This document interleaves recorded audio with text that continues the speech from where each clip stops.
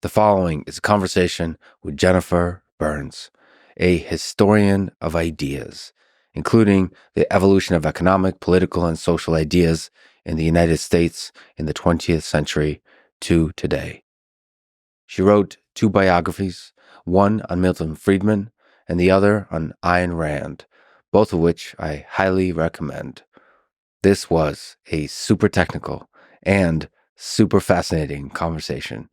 At the end, I make a few comments about my previous conversation with President Zelenskyy, for those of you who may be interested. This is a Lex Fridman podcast. To support it, please check out our sponsors in the description. And now, dear friends, here's Jennifer Burns. You have written 2 biographies, one on Milton Friedman and one on Ayn Rand. So if we can, we will focus on each one separately, but first let's talk about the ideas that 2 of them held in common: the value of individual freedom, skepticism of collectivism, and the ethics of capitalism. Can you talk about the big picture ideas they converge on? Yeah, so Milton Friedman and Ayn Rand, in the biggest picture, they're both individualists and they're skeptical of collectivities and collectivism. So their unit of analysis is the individual, what's good for the individual, what works for the individual, and their understanding of society kind of flows from that. They also both use this focus on individualism to justify and to support capitalism as a social and economic system. So we can put them in a similar category. We can call them individualists. We could call them libertarians of a sort. But they're also really different in how they approach capitalism, how they approach thinking. You know, Ayn Rand developed her own moral and philosophical system to justify individualism and to connect the individual to capitalism and to support capitalism as a social and economic system. Friedman struggles a bit more with how to justify capitalism, and he'll ultimately come down to freedom as his core value, like his God, as he says.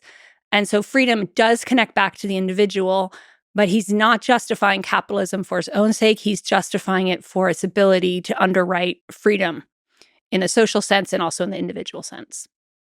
At a high level, are there interesting differences between them? You already mentioned a few, maybe in terms of who they are personally, maybe in terms of how they approach the justification for capitalism, maybe other ways. Yeah, for sure. So beyond this idea that Milton Friedman takes a while to come to his justification of capitalism, whereas Ayn Rand kind of has it from the start. She really focuses on the core quality of rationalism and rationality. And rationality is the defining feature of human beings. And so she works from there, whereas Milton Friedman eventually converges on this idea of freedom. So that's one part of it. The other is their intellectual styles are really, really different. Their interpersonal styles are really different. So Friedman has big ideas, big principles that guide him, but he's also deeply empirical. He spends most of his career doing historical research, economic research, pulling data from how people actually make economic decisions and live in the world and using them to test and refine his theories. Where Rand, to some degree, we could say she's empirical in that she lives through the Russian Revolution and takes a very big lesson from that. But her style of thinking is really first principles, an axiomatic approach, going from the basic idea of rationality and then playing that out in different spheres. And so those are just very different intellectual approaches. And then they lead, in some ways, to really different ways of thinking about how you get things done in the world. Ayn Rand is a purist. She wants to start with the pure belief. She doesn't want it to be diluted. You know, one of her favorite sayings was, it's earlier than you think. In other words, we're still moving towards a place where we can really hold and express these ideals purely. Friedman, although he didn't use this terminology, was much more a half a loaf guy. Like, I'll take what I can get and then I'll try to move to where I really want to be. But he is able to compromise, especially when he moves from being an economist into being more of a political thinker. And so that's a really different intellectual style. And then it also plays out in their lives in that Ayn Rand is incredibly schismatic. I mean, she wants her friends to believe what she believes and support what she supports. And she's willing to break a relationship if it doesn't match. Milton Friedman, he also does tend to have friends who agree with him. yet he's always willing to debate his opponents, and he's willing to do so with a smile on his face. He's the happy warrior, and he actually will win a lot of debates simply by his emotional affect and his cheerfulness and his confidence, where Rand will lose debates because she gets so angry in the face of disagreement. So yeah, they have a lot of similarities and a lot of differences, and it's been really fascinating to kind of dive deep into both of them. I just re-listened to Ayn Rand's, I think, last lecture, or at least it's called that, and just the confrontational nature of how she answers questions Mhm. or how she addresses critics and so on. There is a kind of charisma to that. So I think both of them are very effective at winning over sort of popular support, but in very different styles. It seems like Ayn Rand is very cranky, but it's the most charismatic, cranky person I think I've ever listened to. Yeah, I mean, people talked about her meeting her and coming to believe in her ideas in a similar way as they did with Marxism, in that suddenly everything made sense. And that when they came to believe in objectivism, they felt they had this engine for understanding the entire world. Now, after a while, for most people, that then became confining. But yeah, that certainty. And Friedman had some of that as well. He clothed it differently. He clothed it in happiness, where Rand kind of clothed it, as you said, in crankiness or anger. I mean, there's also an arc to Rand. She gets kind of angrier and angrier and crankier over the course of her life. Yeah. What I enjoyed about my research is I was able to get into this early moment when she was different and a little more open. And then I kind of watched her close and her harden over time. Would it be fair to say that Milton Friedman had a bit more intellectual humility, where he would be able to sort of evolve over time and be convinced by the reality of the world to change sort of the nuances of policies, the nuances of how he thought about economics or about the world? Yeah, absolutely. Friedman believed in being able to say I was wrong. Right. And there are some things he said he was wrong about. We'll delve more into monetarism and monetary policy, but he was able to talk about the ways his ideas hadn't mapped onto the world the way he thought they would. He does a really interesting interview at the end of his life where he's beginning to voice some doubts about globalization, which was, he was sort of a prophet of globalization, a cheerleader of globalization. He really thought it would lead to a better world in all respects. And towards the end of his life, it's about 2 years before he dies, there's a note of doubt about how globalization unfolded and what it would mean, particularly for the American worker. And so you can see him still thinking. And that, to me, I had sort of assumed he became crankier and crankier and more set in his ways. And of course, there's a phase where he does become that way, especially as he's in the public eye and there's not room for nuance. But to find in the last years of his life, him being so reflective, that was absolutely not something Rand could do. I think there's a thread throughout this conversation where we should actually also say that you're kind of a historian of ideas. I am a historian of ideas, yes. And so we're talking about today, in part, about two people who kind of fought for ideas, for an idea, like we mentioned, freedom for capitalism, and they did it in very different ways. And it's so interesting to see sort of the impact they both had and how their elucidation, explanation of those ideas like reverberated throughout society, and how we together as a society figure out what works, the degree to which they have influence on the public, the degree to which they have influence on individual administrations like the Reagan administration, Nixon, and so on, and how it might return, like fade away and then come back in the modern times. Yeah. And it's so interesting if you just see this whole world as a game of ideas where we were like pushing and pulling and trying to figure stuff out. A bunch of people got real excited over 100 years ago about communism, and then they tried stuff out, and then the implementation broke down, and we keep playing with ideas. So these are the two greats of playing with ideas. I think that's a thread that just runs through this. Yeah, and of kind of pushing back against that movement towards communism, social democracy. But one difference that I really should emphasize: Rand is a writer of fiction.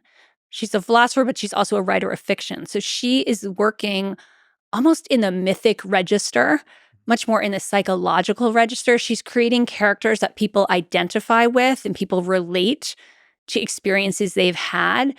And that's one of the reasons she hits so deep. And she's also offering people, I read all the fan letters to her. People would say things like, I read The Fountainhead and now I'm getting a divorce.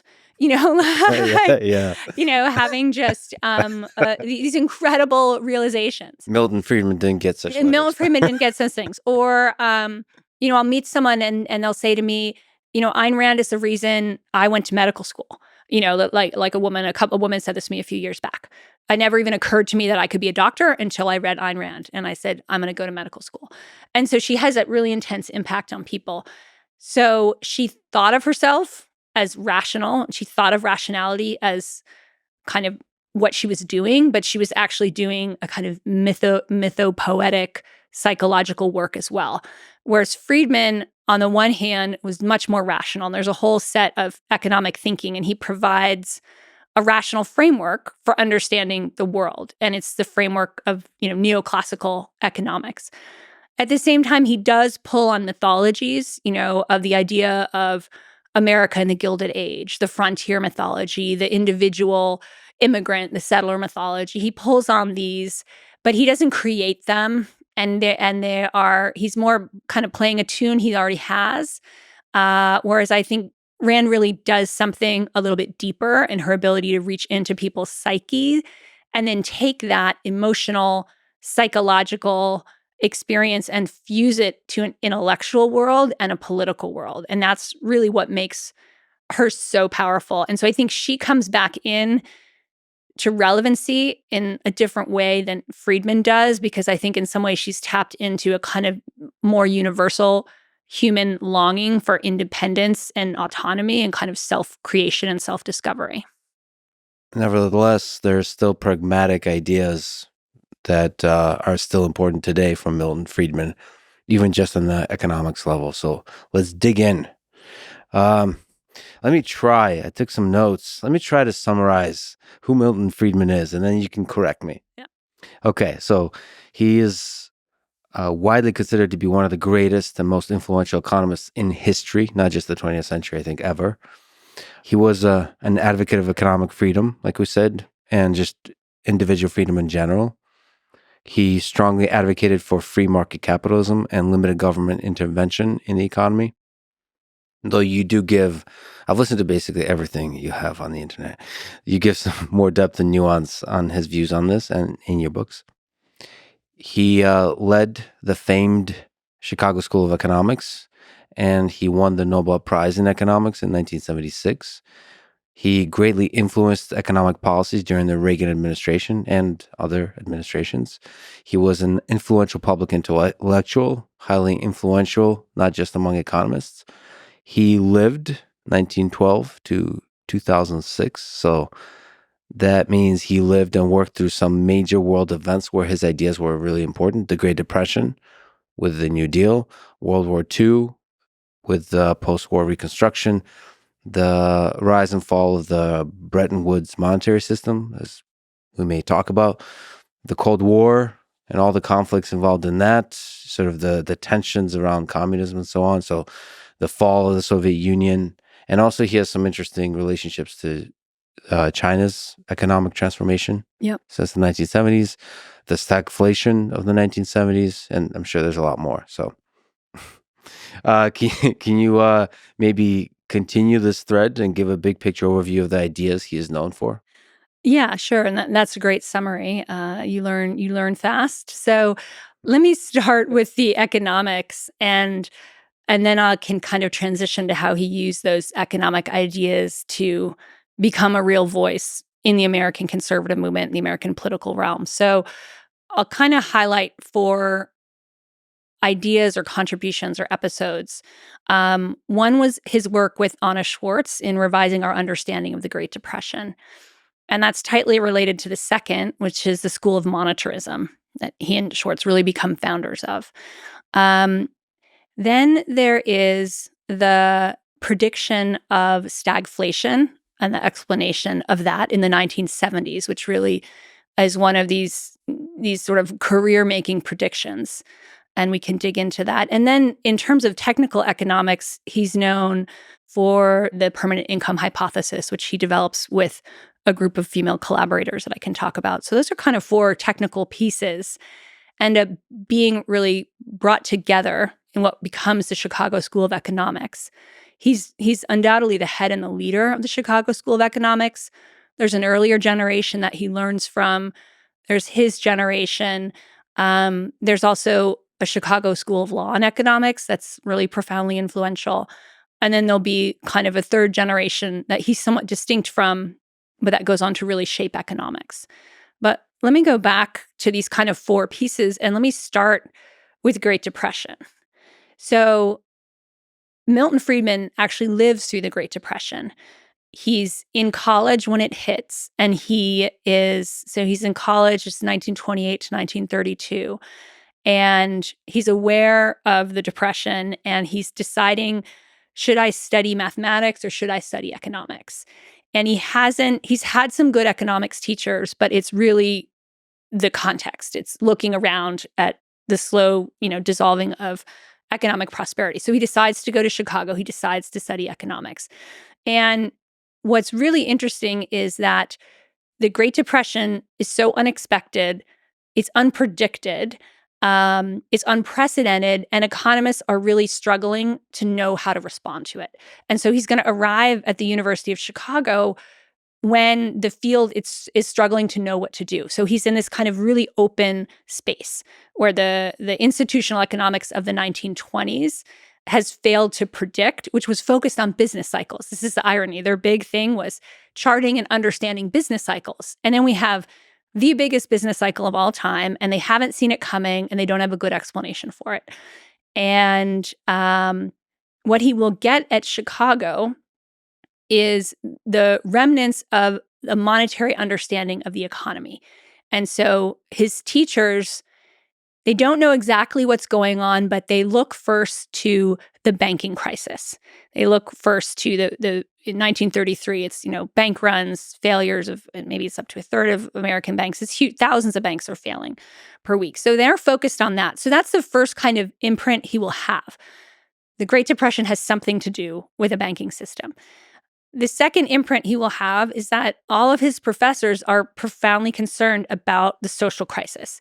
They want relief programs. They want them now.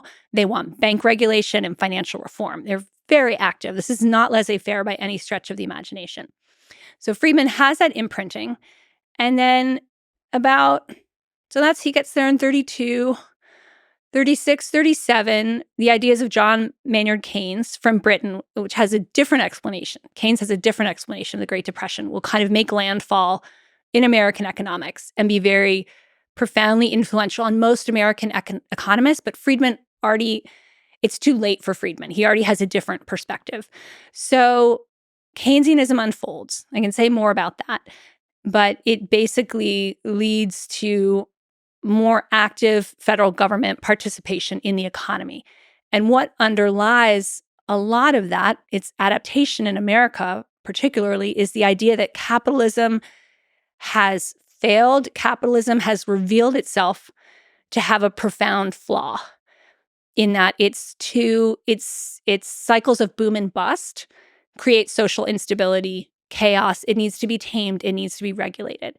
And so that becomes the kind of baseline of politics in the United States, the understanding of the New Deal, the understanding of the Democratic Party, even to some extent the understanding of the Republican Party. And Friedman never quite sure about that. He has a hunch that there's something else going on, and he does not buy that capitalism has sort of ground to a halt, or the other idea is that capitalism has gone through some sort of phase transition.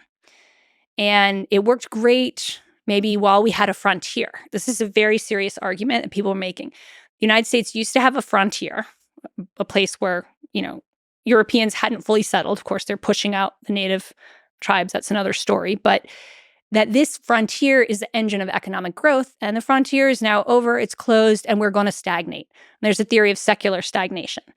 And so to deal with secular stagnation, we're just going to have a more active state. So Friedman is suspicious of all these assumptions. And he has this idea that it has something to do with money. money is somehow important. And so it joins together with Anna Schwartz, who is an economist. She doesn't at this time hold a PhD. She's working for the National Bureau of Economic Research. And they come together to do the study of money in the U.S. economy. And it takes them 12 years to write the book. And they're releasing their ideas and they're arguing. And Friedman is writing papers, giving talks, saying money's really important. And nobody's really believing him. He's a crank. He's at Chicago. He's out, Chicago's a well-known university, but he's sort of considered a crank. And then in 1963, he and Anna Schwartz published this book, and it's, 800 pages. It's a reinterpretation of the history of the United States through money. Like the central character is money, whether it's specie, greenback, or the U.S. currency. And they have a whole chapter on the Great Depression. And what they've literally done, Schwartz has done most of this. Schwartz has gone to banks and said, show me your books. And then she's added up column by column. How much money is in your vault? How much money is on deposit? How much money is circulating? And so they literally have graphs, you can see them in the book, of how much money has been circulating in the U.S. at various different points in time. And when they get to the Great Depression, they find the quantity of money available in the economy goes down by a third. And in some ways, this is completely obvious because so many banks have failed. And we don't have any type of bank insurance at that point. So if your bank goes under, your savings are there, the money essentially vanishes.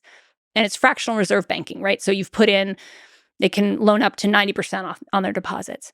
And so Friedman and Schwartz present this argument that what really made the Great Depression so bad was this drop in the amount of money, the 30% drop in the money. They call it the Great Contraction. And then they go further and they say, well, how did this happen and why? And they pinpoint the Federal Reserve, which is a fairly new institution at that time. And they say, what did the Federal Reserve do?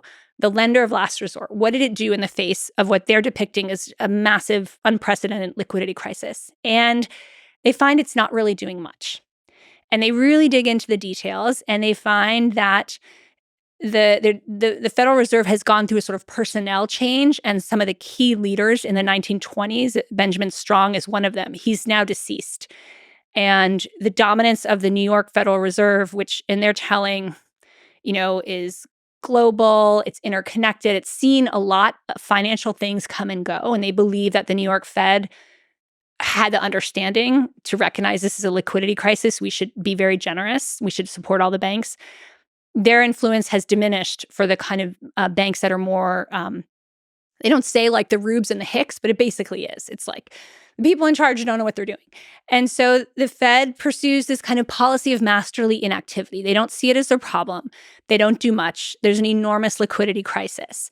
And that's their version of what the Great Depression is all about, that it's a financial system meltdown, it's a liquidity crisis, and that it in some ways, well, in many ways, they argue, very strong counterfactual argument, the Federal Reserve could have prevented it, and it did not. And so it becomes then an institutional failure and a political failure, not a failure of capitalism as a system. And so this book comes out, it's a blockbuster, and even those economists who've been like, Friedman is a crank, I don't buy it, are like, Friedman and Schwartz are onto something. Milton Friedman and Anna Schwartz are onto something. And so that really changes the game. And this is also one of his most influential contributions, because Friedman and Schwartz becomes the playbook for the Federal Reserve. And we have lived through this, right? In the financial crisis, the Federal Reserve is ready to loan. COVID, the Federal Reserve does all kinds of new things because no Federal Reserve chair wants to be in Friedman and Schwartz 2.0 that somebody writes, or they're the bad guy who let the economy melt down. So, the specifics of what they say to do have obviously evolved as the system has changed, but this is a playbook for how to deal with economic crisis. It's Friedman and Schwartz. And so it's absolutely fundamental, and that is really going to be the place he makes his mark. There's a lot of things to say here. So first, the book we're talking about is A Monetary History of the United States, in part for which Milton Friedman won the Nobel Prize. You've also mentioned the influence of the Great Depression. If you could even just rewind to that, Yes. So he went to, I guess, college in Rutgers, That's right. and he was, mathematical proclivities. So he was kind of wanted to be a mathematician.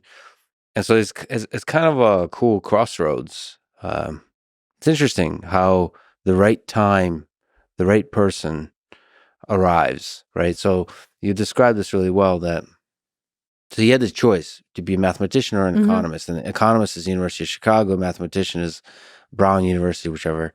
And then this is also the beginnings, as you've described, of mathematical economics.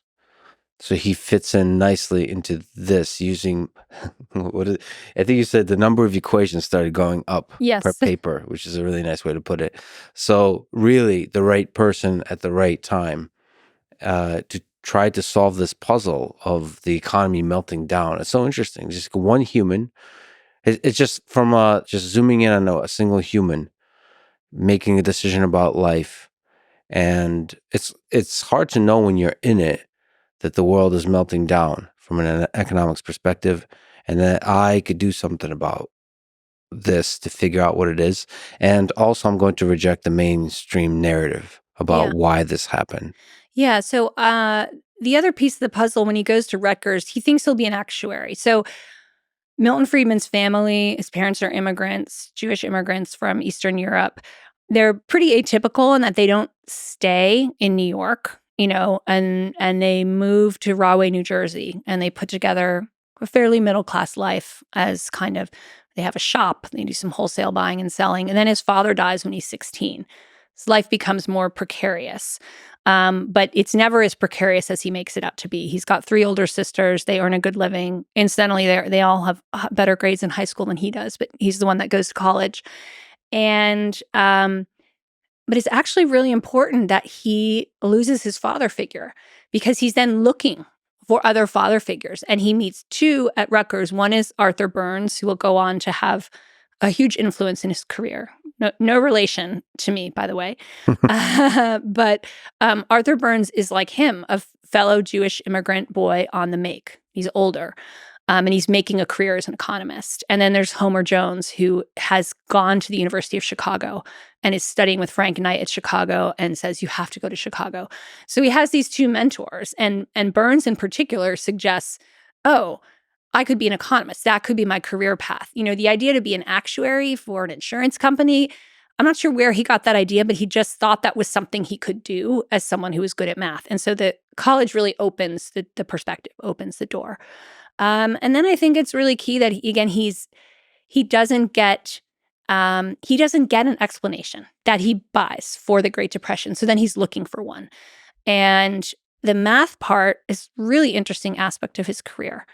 Now, he actually comes to Chicago to study with the mathematical economist, Henry Schultz. But he gets there and he thinks Schultz is kind of dumb.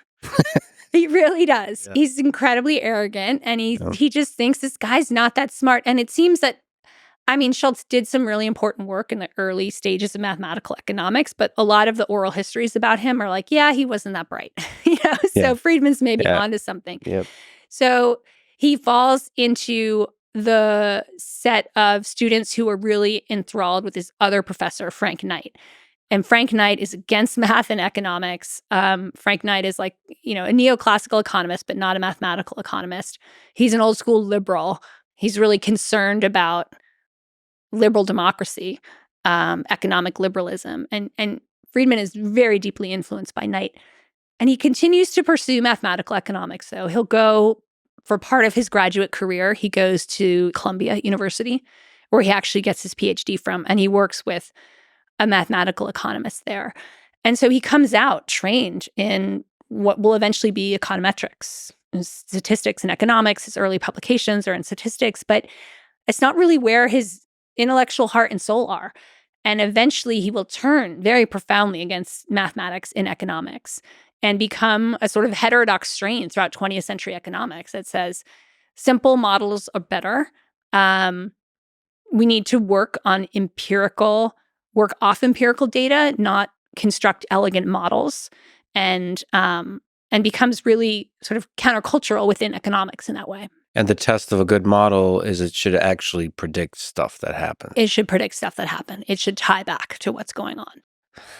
I'm wondering which direction to go. So first, actually, if we could zoom out on the different schools of economics. Yeah. Just the basics. You mentioned neoclassical. We mentioned Keynesian economics. We mentioned, what else did we mention? Well, the Chicago School of Economics. Right. Where does Austrian economics fit into that pile, and Marxian economics? And can we just linger and try to redefine Keynesian economics and Chicago School of Economics and neoclassical economics and Austrian economics, because there's some overlap and some tension.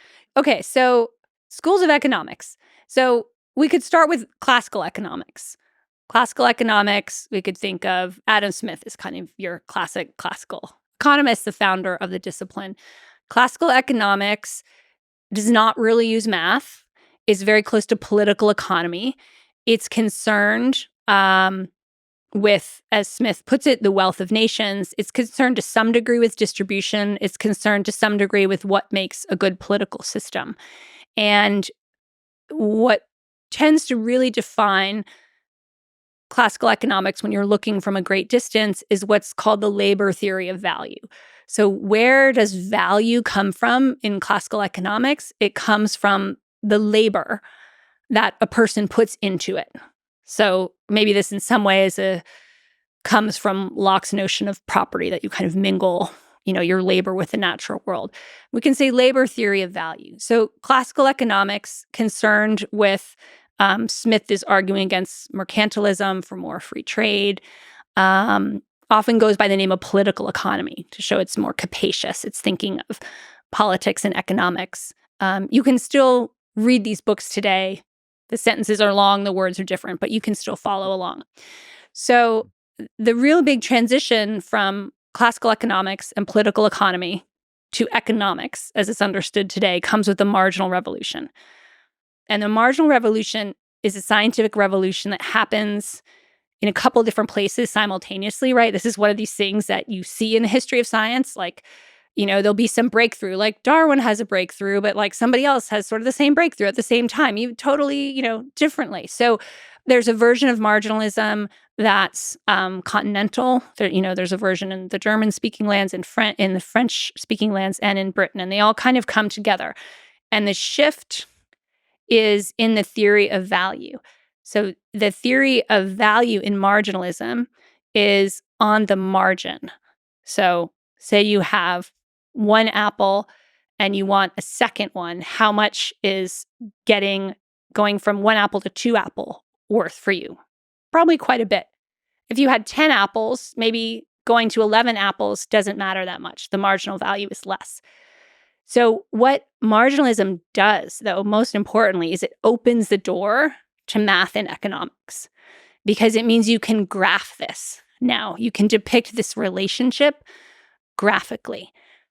And there's some really interesting work in the history of economics that shows a lot of the people who developed marginalism were looking to physics as a model. Physics, the queen of the sciences. And so they were thinking, they imported terms from the natural world to describe the social world through the lens of economics. Terms like equilibrium.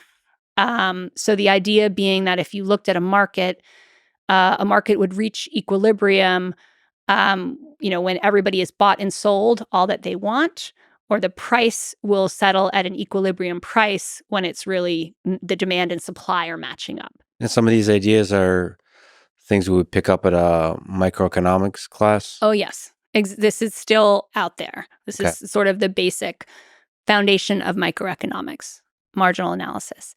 And so in the German-speaking intellectual tradition, this is the root of Austrian economics. And people picking up the marginal revolution in the German-speaking lands are opposed to the historicists, who are thinking in a more evolutionary way about how societies kind of grow and change. And they have a vision of economic ideas as applying differently to different types of social arrangements. Where the marginalists, remember, are inspired by physics, and this is a set of natural laws that applies anywhere to any sort of human society. So that's his first really big fissure that we'll see again and again. Are you historically minded?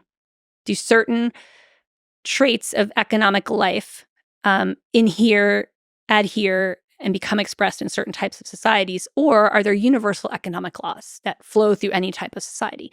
So that's kind of a juncture, a break. And so marginalism, first, people start using really geometry to kind of graph things, but marginalism is also opening up to the possibility of calculus and the possibility of creating models. But at that point in time, late 19th century, a model is something like a physicist does. Like, think of like an inclined plane and how fast does the ball roll from one to the other. It's a physical representation of the world. And eventually economists will start to create mathematical representations of the world. But we're not quite there yet. So we're late 19th century, and we have this fissure, we have this introduction of marginal analysis that marks the juncture from classical economics to economics. So let's say now we have economics, but we still have this fissure between historical thinking and, let's call it, natural law thinking. That's not quite right, but physical laws versus contingency. And then in the United States, this ends up mapping onto debates about capitalism. And so more historically minded economists tend to be interested in the progressive movement, and which is invested in taming and regulating industrial capitalism and changing its excesses, factory safety laws, wage laws, working conditions laws. Yet in general, American economists all use marginal analysis, just in different ways. The ones who are more drawn to marginal analysis become known as neoclassical economists. They're neoclassical. The neo is because they're using marginal analysis. The classical is because they don't think we need to change the way the economy operates or the government operates. They're not progressive. Whereas the progressives are saying things like we need to use social control. The state and the people collectively and democratically need to control the way economics unfolds and make sure things are fair and equal. So that school of thought becomes known as institutional economics in the United States by the 20th century. So it's part of the progressive movement, late 19th century. Into the 20th century, it really becomes institutional economics. And it's quite dominant. And the neoclassical economists are still there, but they're very much a minority. And Frank Knight, Milton Friedman's teacher, is one of the minority neoclassical economists. And the institutionalists are much more progressive still. Is it fair to say that the neoclassical folks and even the classical folks versus the institutional economics folks they have a disagreement about how much government intervention that should be in the economy? So neoclassical is less intervention, and then institutional economists, the progressive folks, is more intervention. Yes, exactly right. So this is the situation in the 1920s, but the other piece I should mention is the first generation of progressive economists were very radical. They were closely allied with the socialist movement, with labor radicalism, and many of them lost their jobs at universities. This is kind of connects to the dawn of academic freedom. This is before academic freedom. And they were chastened. They became much more mainstream. By the time we get to the 1920s, we don't really have radical critiques of society coming from economists. Much smaller profession, much less important than it is today, and fairly peaceful, because the 1920s are a fairly peaceful decade in the United States. So this is a situation when the Great Depression hits. And as I mentioned before, the kind of most important institutional economist is Wesley Mitchell. And he has said, he's written a whole book on business cycles. But he doesn't see this business cycle coming, and it hits, and he doesn't have a good explanation for it. Now, perhaps the preeminent neoclassical economist was Irving Fisher. Now, Irving Fisher is big into the stock market, and Irving Fisher says sometime in late summer 1929, stocks are going ever higher and will continue to go ever higher forever. And so he loses his reputation after the stock market crash. So Milton Friedman is stepping into a field in which the greats have been discredited And there's an enormous economic crisis all around. And everybody's struggling to figure out why the crisis happened. Yes. And the other thing he's stepping into is a world where in the United States, there's a great deal of anger at capitalism, at the system, unemployed people on the street. In Europe, there's rising fascist movements. In Asia, there's rising fascist movements. And so everyone's very concerned about this. And Friedman is seeing a lot of this through the lens of Frank Knight, who feels like we are maybe reaching the end of what he calls liberalism. He calls himself an old-fashioned liberalism. We're reaching the end of representative democratic government because representative democratic government cannot solve these social problems. And and capitalism, as it has developed, Knight is very pro-capitalist, but he says it's generating inequality, and this is putting too many strains on the system. So Knight will become one of the people who helps Friedman think, how do I develop a new theory of capitalism that works in an era of mass democracy, where people can vote and people can express at the ballot box their unhappiness with what's happening economically. So this larger movement will generate, of which F.A. Hayek is a part, Friedman is a part. That becomes the very early stirrings of trying to think about a new sort of liberalism, which will eventually be called neoliberalism. Okay. So if we can just linger on definitions of things. So we mentioned what neoclassical is and the institutional economics is.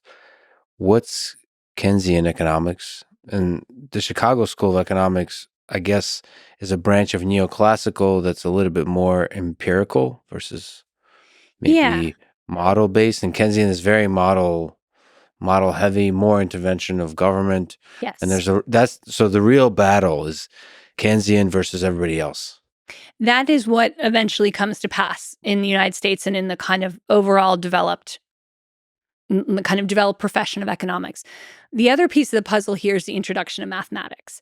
And it's been around the edges, but it will pick up speed in the 1930s, like the Econometrics Society is founded. They start publishing.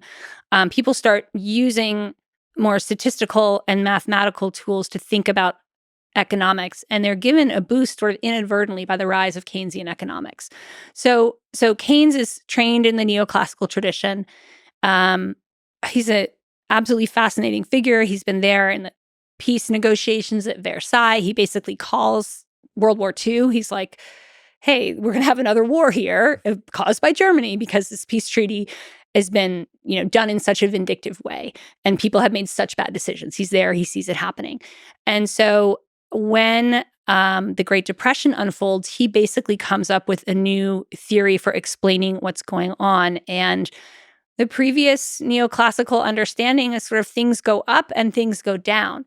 And when they go down, there's a natural mechanism to bring them back up. So when the economy is going down, prices are going down, wages are going down, everybody's losing money, but eventually firms are going to realize, hey, I can hire people cheap.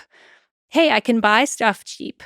I don't have a lot of competition. Maybe I should get in the game here. And then others will start to get in, and then you regenerate prosperity in that way.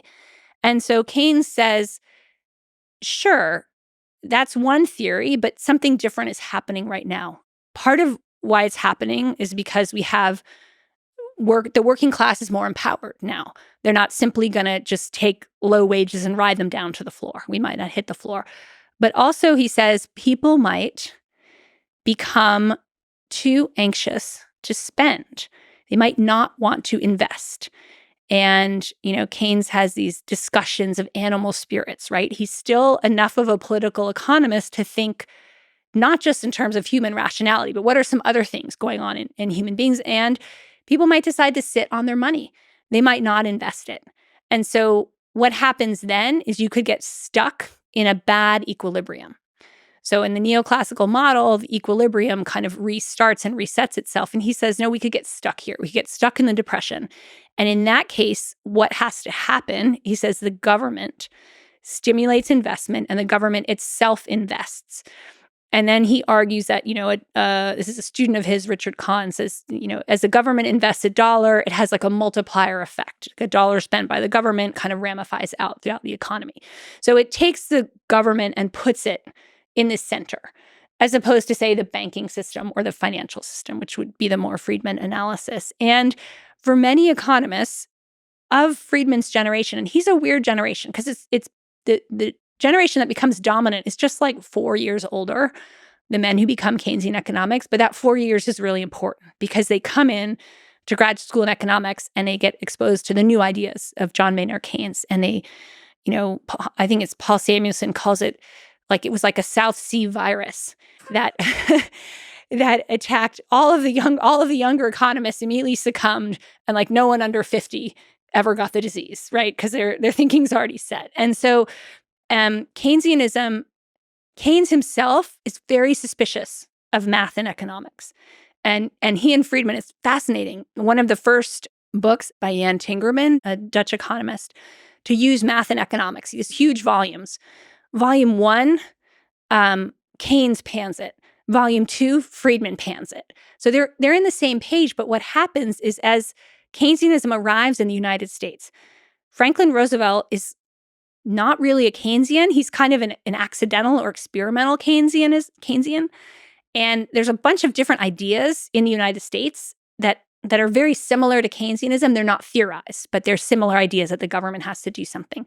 So this all comes together, and American economists realize that you can construct models in the Keynesian perspective.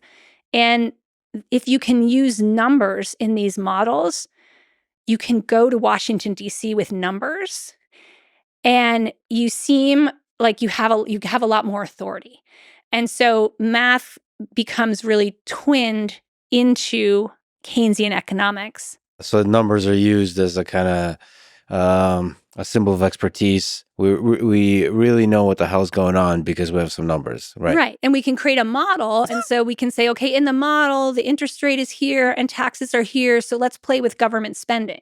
Right. Let's make it up. Let's make it down. And then we can get an estimation. It'll spit out, here's predicted GDP. So the other piece of the Keynesian revolution is it really gets people thinking kind of holistically about the economy as one conceptual unit. And you then have what Paul Samuelson will end up calling the neoclassical synthesis. And this is still in economics today. If you take micro, you're going to get supply and demand, scarcity, marginal analysis. If you take macro, you're going to get a very different approach. And that's more Keynesian based. And so the idea is that, and this makes sense. I mean, you can think of this from statistics, right? The way things act individually versus when they're all added together can be very different. So there's this kind of uneasy piece where economists are using kind of neoclassical tools to analyze individual behavior and individual market behavior, and they're shifting to a different paradigm when they think about the economy as a whole. And in this paradigm of the economy as a whole, the federal budget, the taxing and spending power of the federal government become paramount. And that is called the fiscal revolution. And that's really the essence of Keynesianism. But the key thing to remember is that Keynesianism and Keynes are different. And there's this famous episode where John Maynard Keynes comes to DC and he goes to dinner. And he comes back and he says to one of his friends in London, he says, "Oh yeah, it was really interesting. I was the only non-Keynesian there." Yeah. So Keynesianism is more government intervention, fiscal policy. So put the government at the center of influencing the economy. And then the different flavors of whether it's Austrian economics or Chicago School of Economics is saying, no, we have to put less government intervention and trust the market more. And the formulation of that from Milton Friedman is trust the money more, the not trust, but the money supply is the thing that should be focused on. yes. So the Austrians and the Chicago schools see economic prosperity and growth comes from individual initiative, individual entrepreneurship, kind of private sources. The private market is what drives economic growth, not the public sector. And so for Friedman, then the question is, what is the government's role? And because he's lived through the Great Depression, he's not laissez-faire, and he won't ever be laissez-faire. Now, interestingly, Hayek, living through the Great Depression, at first is laissez-faire. And he's like, sure, like, let it rip. And things get so bad that Hayek's like, okay, that's not going to work. Can we actually define laissez-faire? So what do we mean? Like, what's the free market? What's laissez-faire? What's the extreme version here? So yeah, laissez-faire means leave it be in France. It's more often used as an insult than as an actual. Very few people are completely and totally laissez-faire. That would be like the pure laissez-faire would be the sort of maybe pure anarchist position, like the state does nothing or the state isn't even there. But it tends to, if I could maybe make it more precise, it would be focused on freedom of contract would be essential. And that means like the buyer of labor and the seller of labor must have absolute freedom to contract. So that means no minimum wage law, no working hours law, no employment law, things like that. That was, and this is all pre-progressive movement. A lot of things are that way, right? You know, imagine you're in 19th century America and you have a farm and you hire someone to help you on the farm. You offer the money, they take it. If they fall off a ladder and break their back, maybe you help them out, maybe you don't, right? But there's not a whole apparatus of legal liability and safety and things like that. So that would be one piece. Another piece of laissez-faire would be free trade amongst nations. So no regulation of who can invest in a nation or who can take money out of a nation. So Nippon Steel could come and invest in U.S. Steel, and there would be no grounds in which to reject that. Or you could, as a billionaire in the United States, relocate you and all your money to another country, and the United States couldn't try to keep you, and nobody else could stop you from coming in. And then in the context of economic crisis, laissez-faire would not encompass centrally provided relief. Because in the pure theory, again, very seldom applied purely, but in the pure theory, the wages need to come down far enough and people need to be desperate enough to start taking work and to start the machine again. So the theory would be if you give people relief, they might not go back to work. Now, almost nobody says that in the Great Depression because the situation is so bad and it's people are starving on the street and people feel for humanitarian and ethical reasons, it's not okay to say that. The Austrians, though, at first, Hayek and Lionel Robbins are like, this is a business cycle and it needs to run its course and it will be detrimental if we intervene. And then pretty soon, Hayek has to change his tune. So the Austrians are the most hardcore in terms of laissez-faire. Absolutely. And so Hayek will make the turn towards accepting more of a state and then will come to talk about how the state needs to support what he calls the competitive order. But his mentor, Ludwig von Mises, still remains very hardcore and is not really open to things like unemployment insurance or other state-based interventions. What does von Mises say about like human suffering that's witnessed in the Great Depression, for example? Like, what are we supposed to, as economists, as humans that define policy, what are we supposed to see when people are like suffering at scale? Yeah, I wish I knew an answer to that question. I don't know enough about von Mises and his reaction in the Great Depression. I think I would hazard that he would look more to down the road and say, well, if you start here, you're going to go places that are bad. But I don't factually know what he said in response. I do know that Hayek's position doesn't last very long. It's not a position you can hold to. Maybe you could hold to it in other cycles. The other thing that was interesting is I found very few Americans saying this. Most who were kind of small town electeds, or the most famous is Andrew Mellon, quoted by Herbert Hoover. So not directly, we don't have him on record saying this, but apparently Hoover records in his memoirs that Mellon said something like, liquidate real estate, liquidate stocks, purge the rottenness out of the system, people will live a healthier life. And certainly there were members of the Federal Reserve who felt like it would create, they didn't say moral hazard, but it would create what we now call moral hazard, bad habits, were we to intervene and to save failing banks, because failing banks need to be taught a lesson. They need to be taught discipline. And so a lot of people, I think, saw it in the context of discipline. This is discipline. And if you remove the discipline, you'll be taking away something fundamental in society. So Milton Friedman never quite went all the way to laissez-faire. No, he didn't see that. And what's really interesting is the number of incredibly radical proposals that he and his teachers were floating. So I've mentioned Frank Knight. Another really important influence on Friedman was Henry Simons, who was a junior professor at Chicago. And Simons had this idea for what he called 100% money, which would be a law that says banks have to hold 100% of the deposits they receive. They can't loan them out on the margin. So this would completely and totally have overhauled the U.S. banking system. And he would have said, there's a category of things called banks where you get deposits, and then there's going to be a category of sort of, he didn't say investment banks, but investment vehicles that will invest. So similar to what did happen in some ways in the banking reforms, in that in the 1930s, the investment banks were split from the deposit banks, and the banks that took deposits were much more highly regulated, and they were supported by the FDIC. But the point being, the Chicago school had these very radical proposals for reform. Go off the gold standard, restrict the currency, change the banks, immediately relief payments now. What is important to note, though, is that they thought of all of those as emergency measures to get through the emergency, not as permanent alterations in the state of what had to be, and not permanent alterations between state and market. Where the Keynesian assumption is things have changed, times have changed, we're in a new dispensation, and we need a new relationship.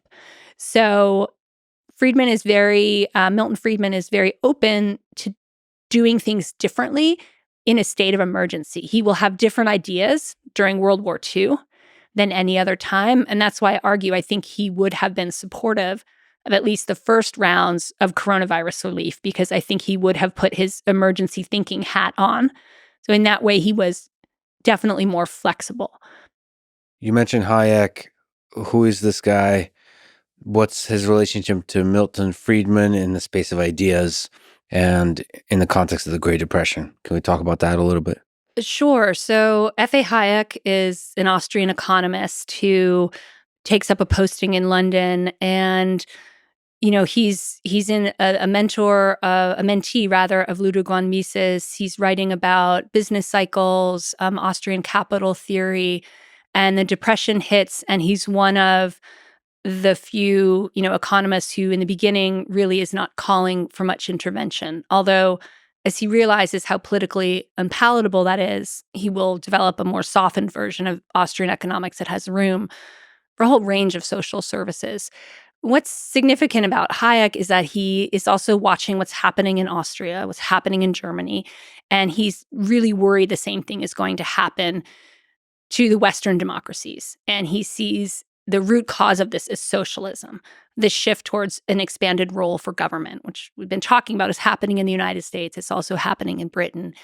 And so he writes this book that becomes incredibly famous, The Road to Serfdom, basically saying, taking these steps towards a planned economy, or an economy that's a modified form of capitalism, is he's very clear that this is not an inevitability, but if the same steps are taken and people follow the same line of thinking, we may end up in a sort of coercive totalitarian state. So this becomes enormously popular in the United States. First of all, he's in good touch with Friedman's teachers, even before this book comes out. They see them as kindred spirits. Frank Knight is in touch with him. Henry Simons is in touch with him. They all see themselves as liberals. They call themselves old-fashioned, unreconstructed liberals. And so even before he becomes famous, Hayek will be trying to kind of organize thinkers and intellectuals who he believes shares his values of what we would call today classical liberalism, and to kind of create a counter-consensus to the one that's gathering. Now, Hayek also chooses not to argue against Keynes, and he feels that this is a huge missed opportunity, that he should have staked out the case against Keynes, and that because he did not, people come to believe there is no case against Keynes. Keynes is literally unanswerable. So Hayek will have this great regret. He will channel some of his regrets into sort of community building, specifically developing the Mont Pelerin Society. And it will fall to Friedman to really make that case against Keynes. But Hayek will end up at Chicago, and Hayek really influences Friedman to think about what Hayek calls the competitive order and how the state can and must maintain a competitive order. That is, the system of laws, of norms, of practices that makes it possible for markets to function. And this is one of these key differentiators between the older philosophy of laissez-faire and the newer reconceptualization of liberalism, which says, yes, we need a state. We need a state that's not intervening in markets under social democratic auspices, but is structuring and supporting markets so that they can function with maximum freedom, keeping in mind that if there aren't basic social supports needed, the market is apt to generate the type of either inequality or social instability that will call the whole system into question. So Hayek is really key in promoting this modified liberalism. But from being a very prominent economist in the 1920s and 1930s, as mathematics becomes the language of economics, Hayek is completely left out in the cold. Now, Friedman to some degree is left out in the cold, but Friedman at least has proved to the mathematical economists that he knows what they're up to, and he's rejecting it from a position of expertise and knowledge. And he literally drives the mathematical economists out of Chicago. They're clustered in a group called the Coles Commission, and he makes their life hell. They flee. They flee the Friedman onslaught. But then when Hayek arrives at the University of Chicago, he would like to be considered for a position in the economics department, and Milton Friedman says, no way. You're not really an economist because you're not empirical, because you just develop these theories. So he has an appreciation for Hayek as a social thinker, but not as an economist. So what Friedman decides to do, his answer to Keynes will be deeply empirical, but it will also be theoretical. And it will create an alternative intellectual world and approach for economists who aren't satisfied with Keynesianism. And almost single-handedly, Friedman will introduce sort of political and ideological diversity into the field of economics, because from his beachhead in Chicago, he will develop the theory of monetarism. So what is monetarism? The easy way to summarize it is this famous dictum of Milton Friedman's. Inflation is always and everywhere a monetary phenomenon. And it's fascinating that he becomes an expert in inflation, because the first research and the first major research product of monetarism is that theory of the Great Depression in a monetary history of the United States. And that is a theory of a deflation, all prices going down. And he will go back to an idea that Irving Fisher had popularized, but a very old idea, almost a truism, the quantity theory of money, which says the level of the price level is related to the amount of money circulating in an economy. So if you have more money, prices go up. If you have less money, prices go down. Now, this seems like very basic and almost too basic to bear repeating, but Friedman is saying this very basic relationship holds true even in an advanced industrial economy. And that is what people have started to doubt. And if you think about money, you think about banks, you don't think necessarily about the federal budget, spending, and taxation. And what you see happens in American economics, the textbooks previous to the Keynesian revolution, they spent a lot of time on money. They spent a lot of time on interest rates. You can do word counts, and other scholars have done the word counts. And then word count for money after World War II just plummets. And you start seeing things like taxation, budget, those things go up. So that what happens is the economics profession shifts its attention. It just looks away from money to other things. And Friedman is one of the few who's saying, no, money still matters. Money still counts. And it's a very counterintuitive argument to make. It's a very historical argument to make. And this is absolutely fascinating to me. With Anna Schwartz, he develops this 150-year time frame. He also has students working on episodes of hyperinflation in different periods of time. He's also looking back to like ancient history, inflationary episodes there. And he's saying this is a law of economics. This is something that recurs throughout time. It's not historical, right? It's not contingent. It's a law of economics. And his Keynesian counterpoints are saying, no, that's not relevant any longer. Maybe once it was relevant, but it's not relevant today. Now, in some ways, they have a point because in order to pay for World War II, the federal government sells a lot of bonds. It issues a lot of debt. And it wants to pay this debt back at a low interest rate.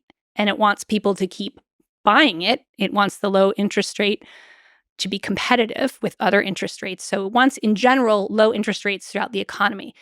And the Federal Reserve has been so discredited by the Great Depression that the Treasury basically runs the Federal Reserve and says, keep interest rates low. And so that's what it's doing. And so the Federal Reserve has stopped being an independent entity. It's just a sub sort of department of the Treasury. But in 1951, they negotiate what's called the Treasury-Fed Accord. And the Federal Reserve gets its independence, but it doesn't really use it. But statutorily, it now has it. And so most economists are just observing a regime in which the Federal Reserve has no power, a regime in which there is really little inflation. The inflation that is seen is there's a little burst of inflation in the Korean War. And they're saying inflation's not really important. It's not really relevant, and money's not really relevant and important.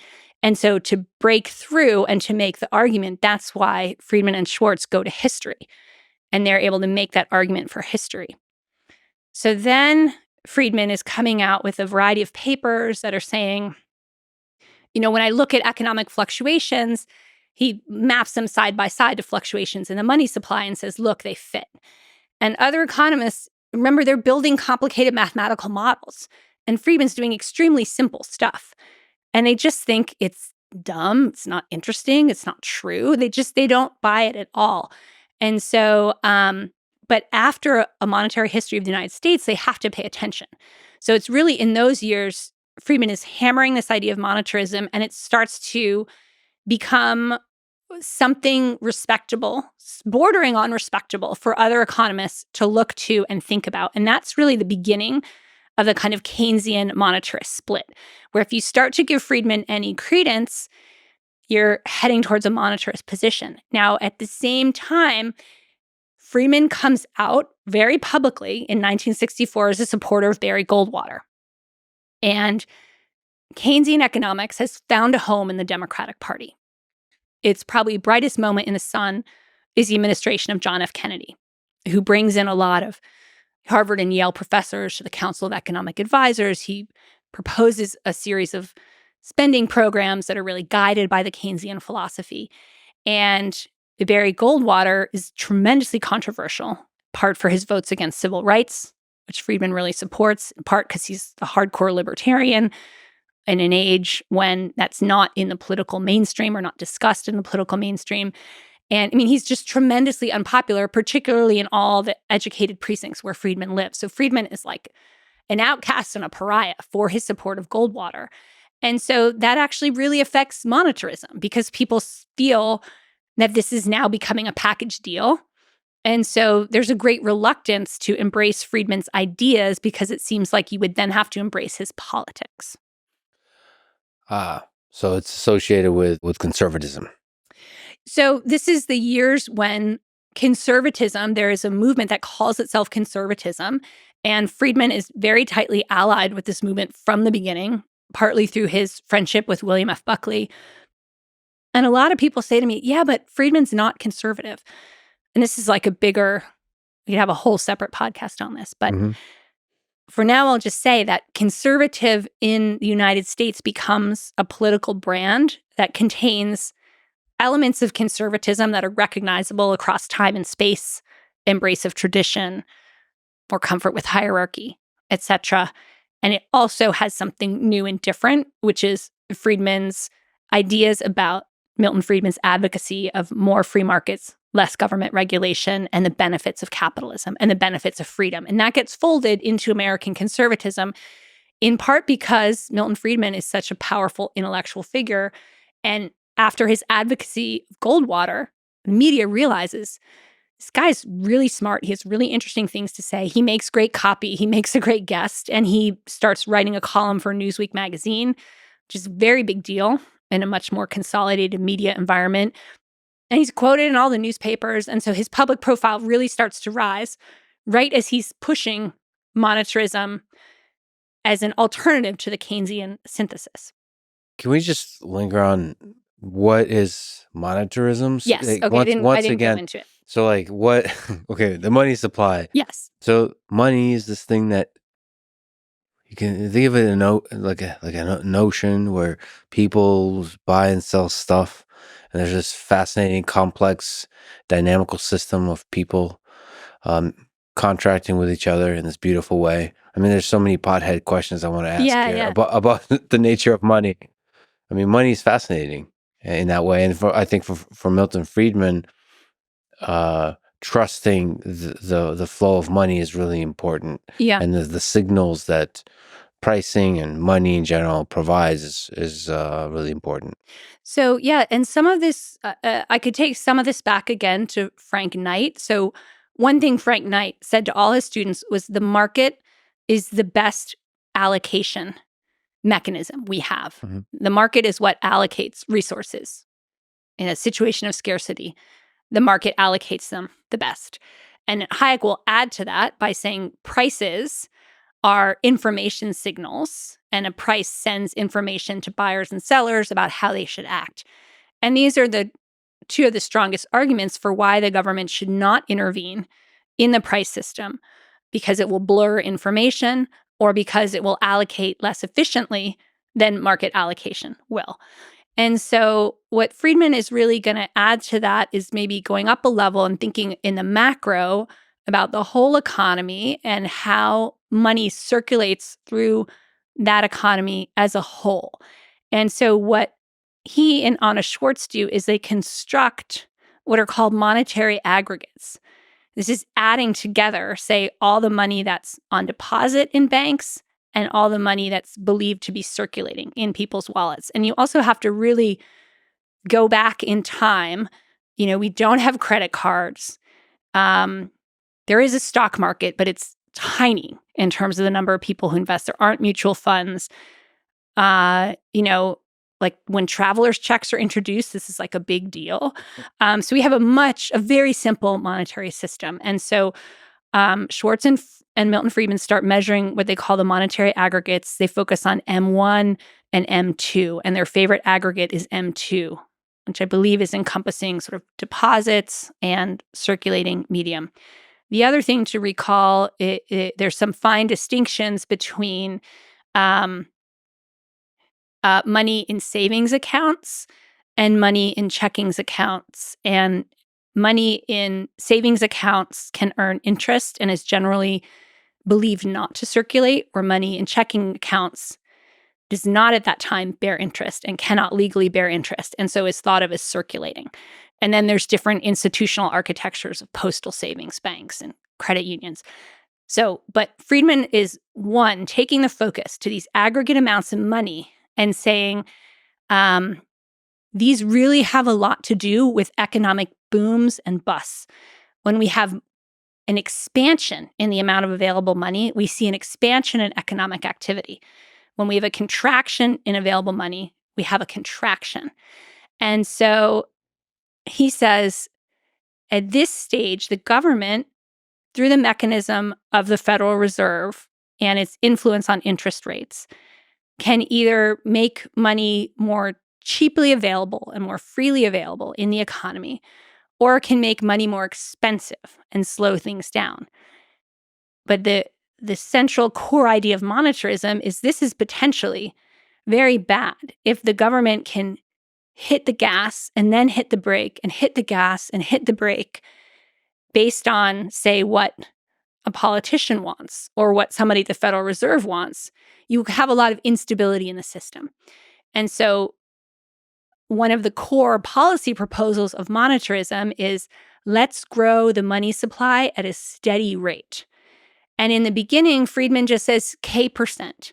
He doesn't even put a number on it because he says the number doesn't matter. What matters is the steadiness in the growth rate, because if it's a steady growth rate, it will fade away. And then people will make economic decisions based on the fundamentals, not based on what they think is going to happen, not based on hedging against inflation or hedging against deflation. They'll just be able to function. So this is sort of the paradox of monetary policy. When it's happening right, you don't see it, you don't notice it.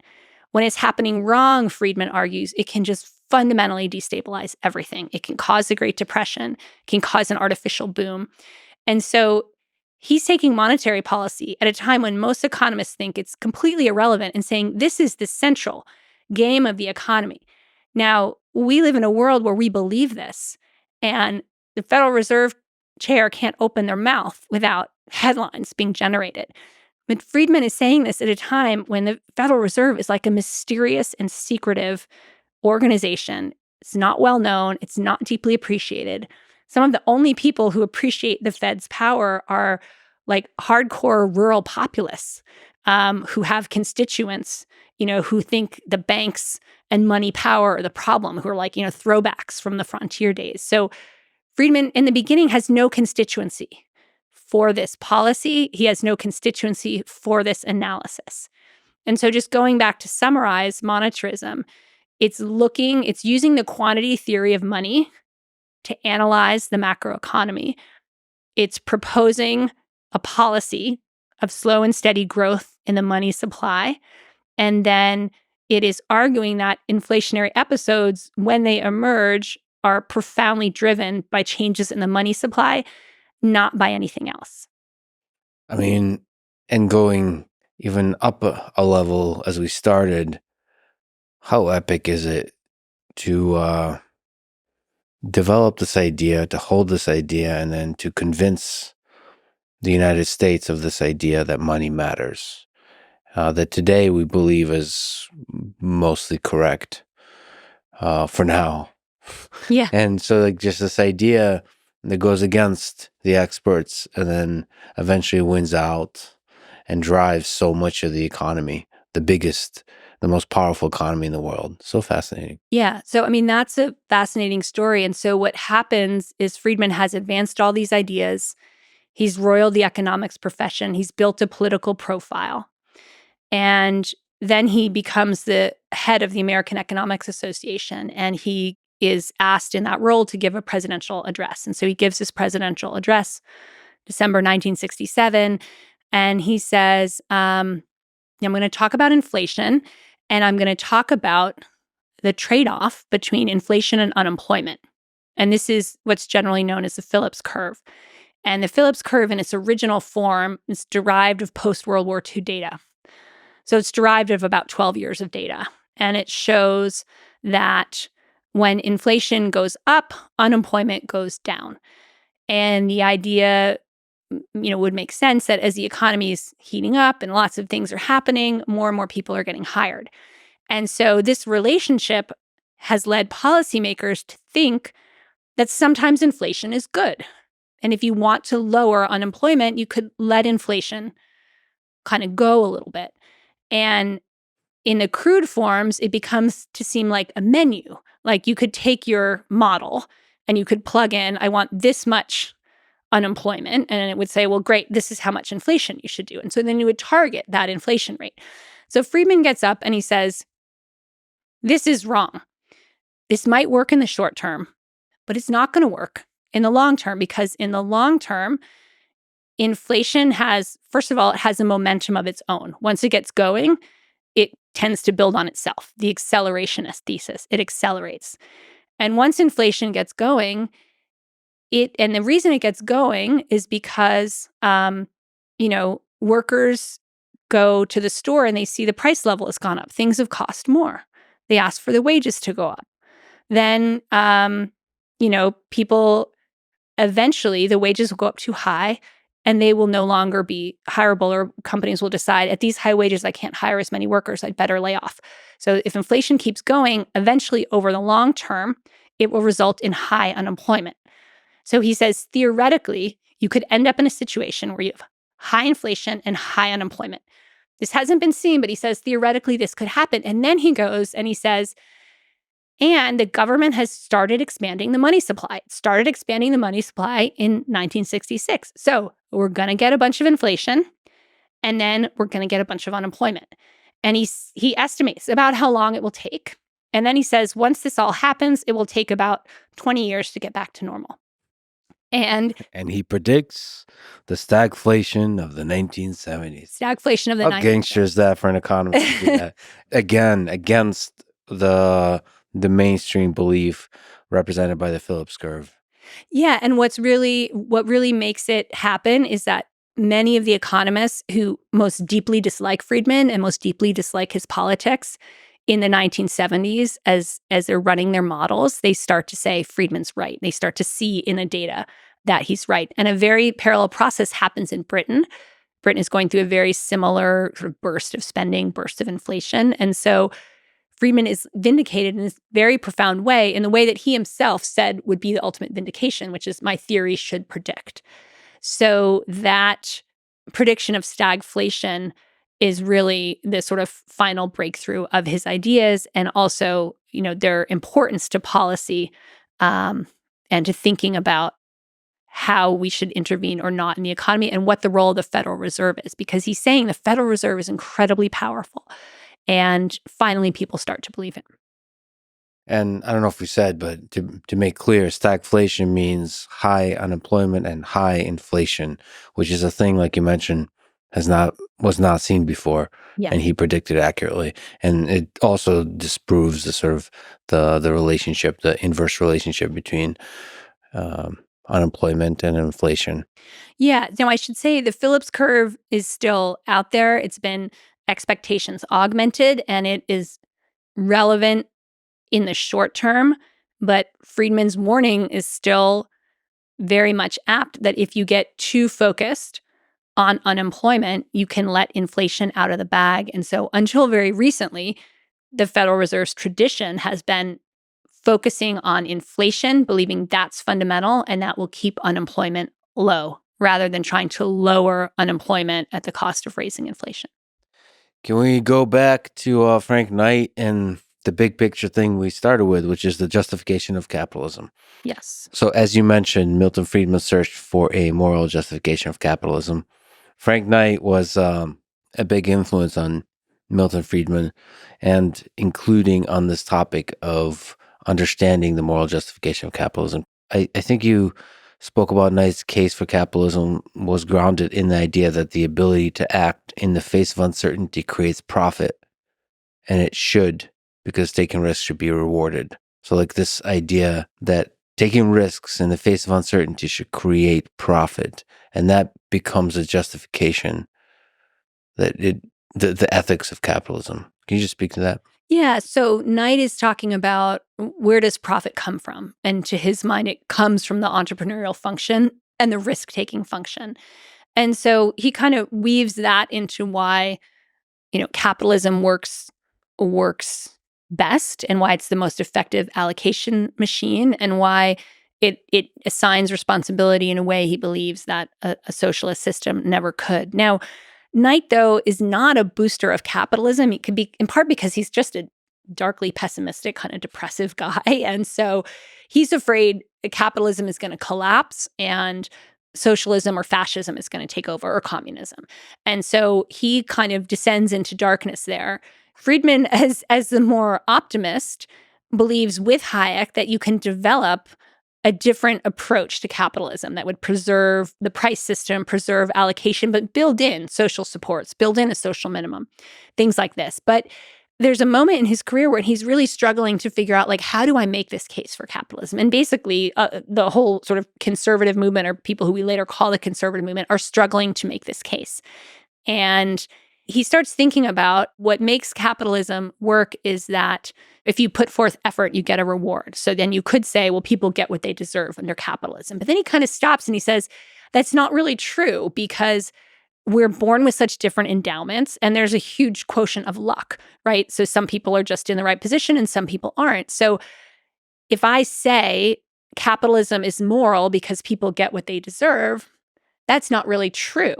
And he also kind of has an ethical reaction, which he ends up calling an aesthetic reaction. He's kind of it just doesn't feel right to say that. And so he struggles for a while with what do I say? And then he basically says capitalism it can't be the core. Discipline of the market can't be the core to your ethics. It has to be something else. So that's when he will decide it's freedom. It's individual freedom. That's really the ethical core. And capitalism makes individual freedom possible because capitalism is dedicated to maximizing that. And so the defense of capitalism comes through freedom. And at his stage in history, he's able to set aside nice worry about inequality and say, when I look at the data, and this is true for the macro data at mid-century, incomes are actually converging, right? And it also, if you look historically, if a country goes from, say, a more feudal agrarian society to a more market-based society, incomes will converge. Now, then they might start to diverge. But Friedman's in the moment when he's seeing the convergence. And so that's what he's really focused on. So he believes he can justify capitalism through the ethic of freedom. And he also believes that inequality is a problem that can be addressed through specific policies, and it's not a fundamental feature of capitalism. In other words, he doesn't see capitalism as an engine of inequality the way that Frank Knight did and the way that, maybe some critics on the left would. How did he conceive of freedom? So individual freedom, economic freedom, political freedom, civil freedom. What was the tension, the dynamic between those different freedoms for him? So he really begins focusing on economic freedom. And he says, it's really important to focus on economic freedom because in the United States, we don't value it enough. So by economic freedom, he means the ability to keep what you've earned, the ability to make decisions about your business, the ability to make decisions about the work that you do. So this will translate into things like there shouldn't be a minimum wage. He believes the minimum wage has bad social effects, but he also believes you should be free to accept a job at a wage that you yourself have determined is acceptable to you. And there should be very minimal regulation, questions around safety and other things, because the market will ultimately, if you create an unsafe product, it won't sell, and that's sort of your incentive. So he really centers economic freedom because he thinks, especially, and he's really speaking from his vantage point in the universities and speaking to the kind of liberal consensus of the 50s and 60s. He thinks economic freedom has been undervalued in the American context. So he really wants to push that forward. He's really kind of taking political freedom for granted. Now, later in his career, when he becomes famous, he's traveling the world, he spends time in Chile. And this country is now being ruled by a dictator, Augusto Pinochet, who starts introducing economic freedom, but there's no political freedom. And Milton Friedman believes eventually these two things are going to go together. He tells Pinochet, you've got economic freedom, and eventually it's going to mean political freedom. Pinochet is like, okay, fine. Not really interested in that. I want to know what I should do about inflation. But then when Milton Friedman leaves Chile, he is attacked and vilified for having been a supporter. He's interpreted that he's a supporter of the regime, which he's not, but he realizes he has talked too much about economic freedom and he hasn't talked enough about political freedom. And he's kind of assumed political freedom because he's come from the American context. So then he starts recalibrating them and saying, you know what, if you don't have political freedom, you're never going to be able to hold on to economic freedom. So he sees that they need to go together and they don't naturally go together. And so he starts to become more clear in talking about political freedom. Now, let's fast forward to the end of his life, and he's witnessing the emergence of what we call the Asian tigers. So capitalist economies that are doing very well, but they don't have political freedom. But then he observes they don't have political freedom and that you can't vote in a free and fair election, but they also don't have a Stasi, they don't have a KGB, they're not, hauling people off for their wrong opinions. So then he says they have something called civic freedom. And so he kind of defines this third sphere, civic freedom of, debate, discussion, interpersonal relations, but you can't be political. So this is a late in life edition. I don't think it's fully theorized. I think what it shows is that during the Cold War, he very much believed economic and political freedom, capitalism and freedom, democracy, the United States, capitalism, this all went together. And he starts to see at the end of his life the emergence of different social systems that are using market trading and allocation, but aren't giving people similar freedoms. And he's kind of puzzling over that. Now, he always believes that China will democratize. And he thinks China is on the path to democratization, in part because Chile does democratize. Eventually, Pinochet is voted out, and it's become a democratic capitalist and very prosperous country. And he thinks that's exactly what's happening in China. He sees Tiananmen, and he doesn't live long enough to get to where we are now, in which it doesn't look like political or civic freedom is coming to China anytime soon. And he did oppose the dual track system of China, meaning like the market is bottom up, the government in China is top down, and you can't have both. He thought you couldn't have both. Yeah. He thought eventually the market would triumph. Well, that's a really powerful idea to say, okay, maybe there's not political freedom, but just hold on to the economic freedom, and eventually that's going to give political freedom. Is that correct to say, like, start to work on the economic freedom and the political freedom piece will take care of itself? That's what he believed. Yeah, I think it's more complicated than that, right? The people who gain out of a system of economic freedom could decide to collude in a system where there isn't political freedom. That's certainly a scenario. So, but that was, again, that's that core idea of freedom, right? And that core belief that people want freedom and that people are drawn to freedom. Just to go back to Frank Knight a little bit, he wrote an essay called The Ethics of Competition. He had the metaphor that economic life is a game. And then maybe that extends to society as a whole. Like the entirety of it is a competitive game. And and Milton Friedman, I think, adapted some of this, appreciated some of this. Can you speak to this metaphor? Yeah, I think what the metaphor of the game does is it asks you, okay, well, what are the rules then? And let's focus on the rules that keep the game going. So he didn't use the concept of an infinite game, but I think that's an interesting one. You know, a game that all the players are in and keep going again and again and again. And so that helped Knight, along with Hayek, shift from the allocation question, who's getting what, are things allocated fairly, to the more structural question of like, what are the rules of the game that we need to keep this system going? And so for a while, that led to the discussion of monopoly. Well, we need rules against concentration, or we need the rule of law. Everyone needs to be treated equally. People need to know what they're up against. And then going back to monetarism, the core of monetarism is a rule. Friedman called it a monetary growth rule. And so again, what keeps the economic game going is a rule about how much the money grows that everybody knows. Nobody's guessing. Nobody's changing the rules to help their side or to help, the people they're friendly with. We all know it's there. It's clear. It's easy. And so that emphasis on rules, I think, really has a through line. It goes into Hayek's competitive order, and then it goes into the monetary growth rule. And then, today, monetary policy makes use of monetary policy rules. We have not abandoned discretion, but rules are used as a heuristic or a check, and those come out of Friedman's thinking. And so it's something, it's really profound, and it was always counterposed to discretion, which Friedman worried would be subject to capture or political corruption if you had discretion in policymaking or if you had discretion in these very big areas. Then people would stop competing against each other in a market, and they would turn their attention to getting control of the rules or the rule makers. So if there's clear, transparent rules, then you're free to play the game. Yes, exactly. But then depending on the rules, the game can turn out, the equilibrium that it arrives at might be different, right? Mm-hmm. So that's speaks to the mechanism design, the design of the rules.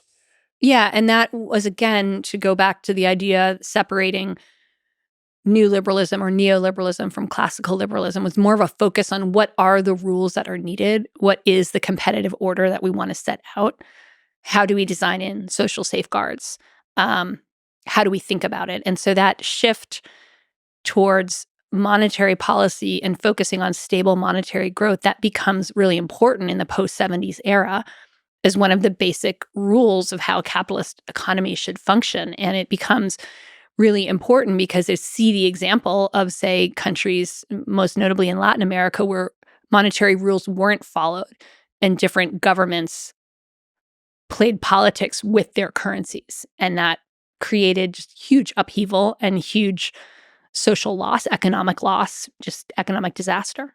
So my friend Liv, she's a poker player, philosopher of sorts, great human being. She has a podcast called Win Win that everybody should listen to. And the whole purpose of the podcast and her whole way of being and spirit is to find win-win solutions. So do you think of economic life as having such win-win solutions? So being able to find rules where everybody wins, or is it always going to be zero sum?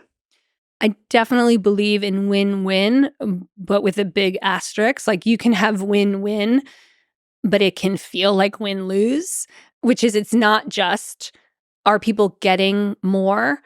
It has a lot to do with do people feel they're getting more and do people feel they're getting what's fair and equal? So you could have a situation, for instance, if you look at the history of going back to Chile, it has steady growth, steady income growth, steady diminution of inequality, and a high level of discontent within the society and a high level of belief that the society is corrupt and unfair.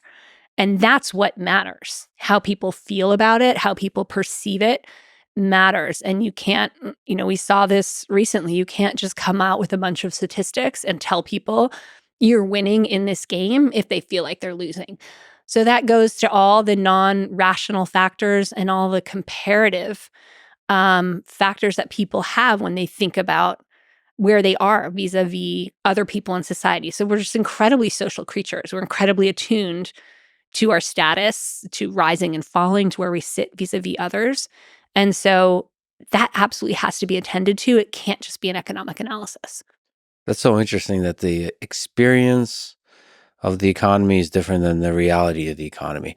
On the topic of corruption, I think the reality of corruption versus the perception of corruption is really important in a lot of these nations. You take Ukraine, for example, the perception of corruption has a big impact on the economy. You don't want to invest. You're very cautious as a business person.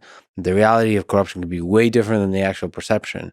But if narratives take hold, it's a self-fulfilling prophecy that it has a big effect on the psychology of the people involved. It's interesting. Yeah, I mean, this goes back to Keynes's analysis of the Great Depression, right? If people won't invest, if they're spooked, if the investing classes are spooked, you could be in real trouble. And in some ways, this simple analysis of the problem and proposal of a solution was enough to restore eventually the path to economic prosperity, right? That's Franklin Roosevelt. Nothing to fear but fear itself. The sense of we know we have a future, we have optimism, then you believe in it. And to go back to like thinking about money, right? Money works because we all believe in it. It's a form of social trust, and it's a form of belief and faith in our society and in the other people in it. And when that breaks down, the money system will break down as well. Is there something that Milton Friedman said and thought about, how to control the psychology of humans at scale?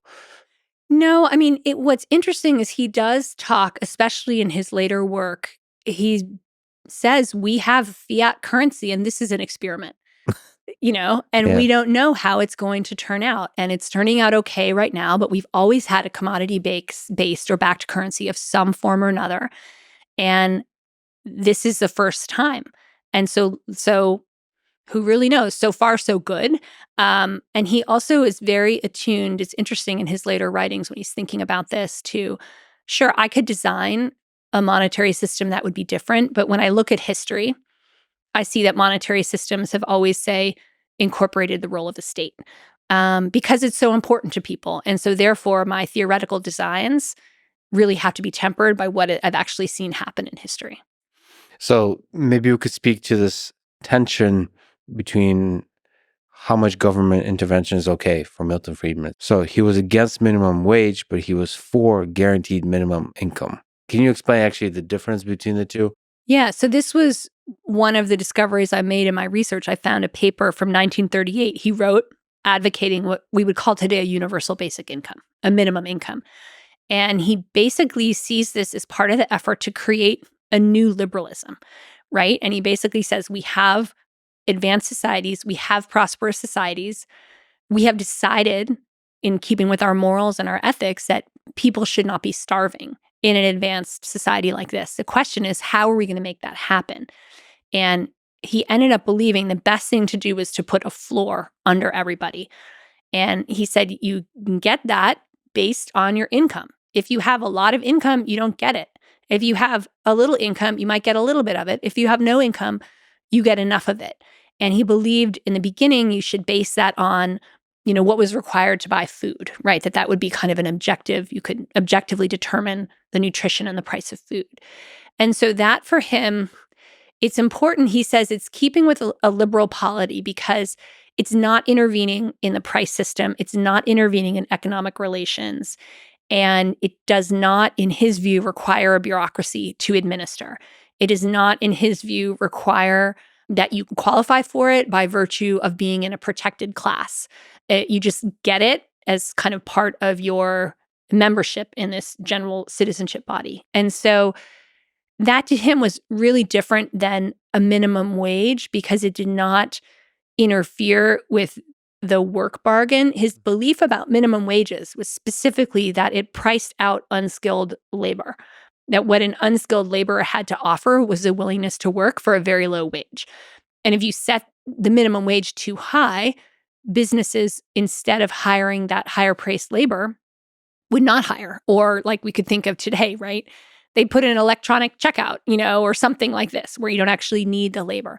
So he really believed the minimum wage had that perverse incentive. Now this is a live debate on what minimum wages do, and there seems to be a level at which you can set them that they can not have that perverse effect and in fact can kind of create people with more spending money that then powers the economy. So he had a very sort of clinical analysis of that rather than an empirical one or a really abstract analysis.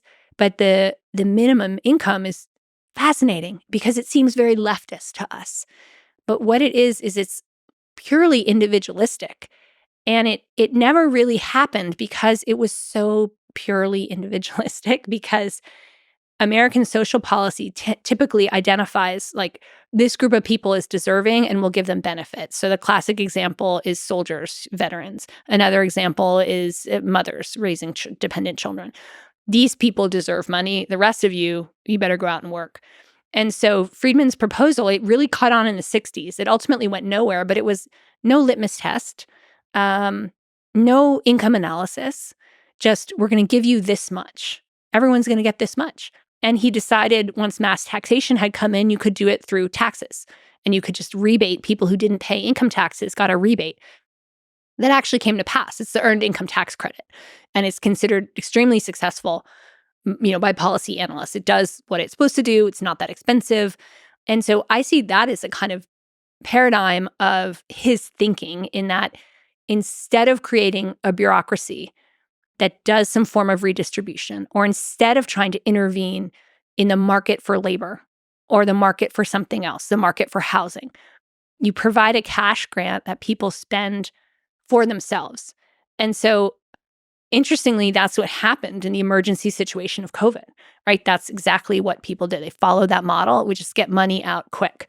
And there's a lot of discussion still about UBIs is something that should be done.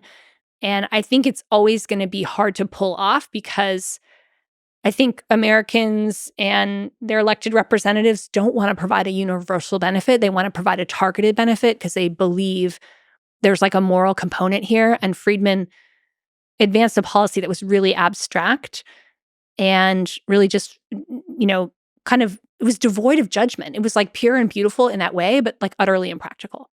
And it really focused on not interfering with the market and the signals that the market provides. Like, it was really against price controls for the same kind of reason. Yeah, exactly.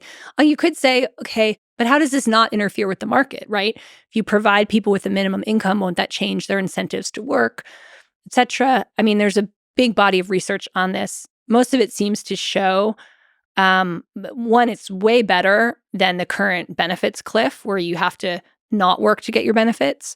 And any incentive impact on working seems to be much lower than would be expected. But I'll let the economists and the social scientists fight that one out and figure it out empirically. Hopefully we should be able to.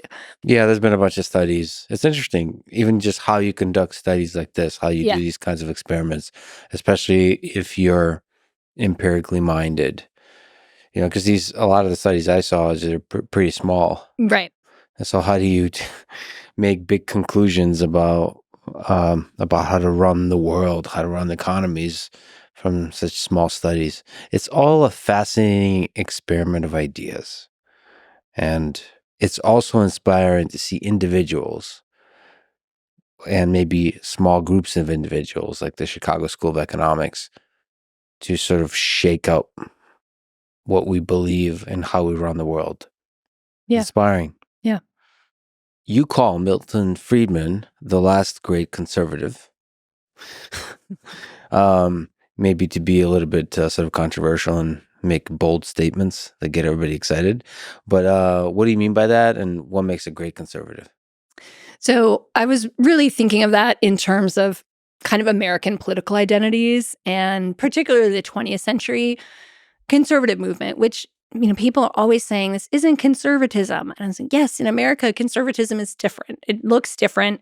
It feels different. Conservatism in America builds in a big component of what we could call libertarianism, pro-capitalism, anti-government ideas. And critics will say, but conservatism is about conserving institutions and practices, and it has a role for the state and an organic community.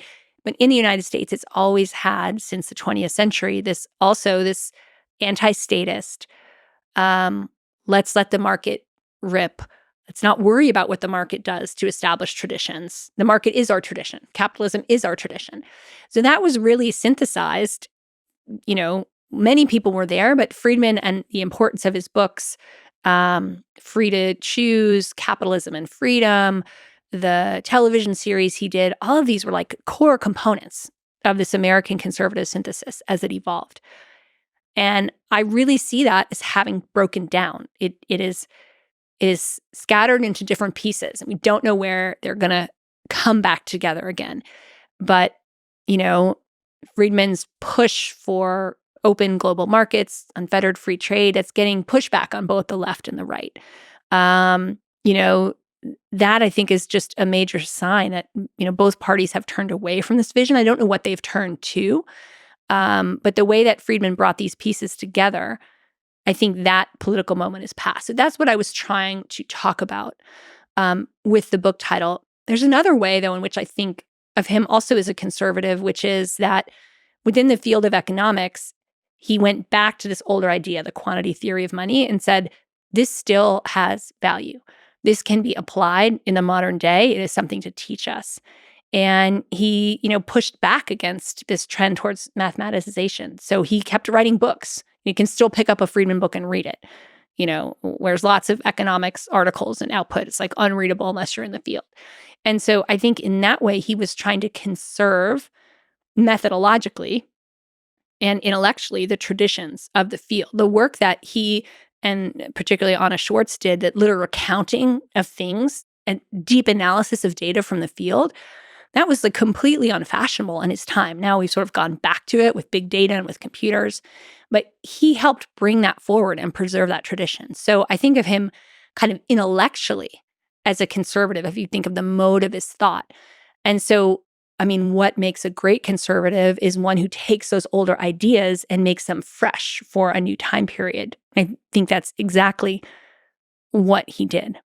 You've also spoken about the fact that the times when he was sort of out in public, there was more of an open battle of ideas, where conservatism often had, William F. Buckley. He had a more vibrant, deep debate over ideas, where it seems less deep now.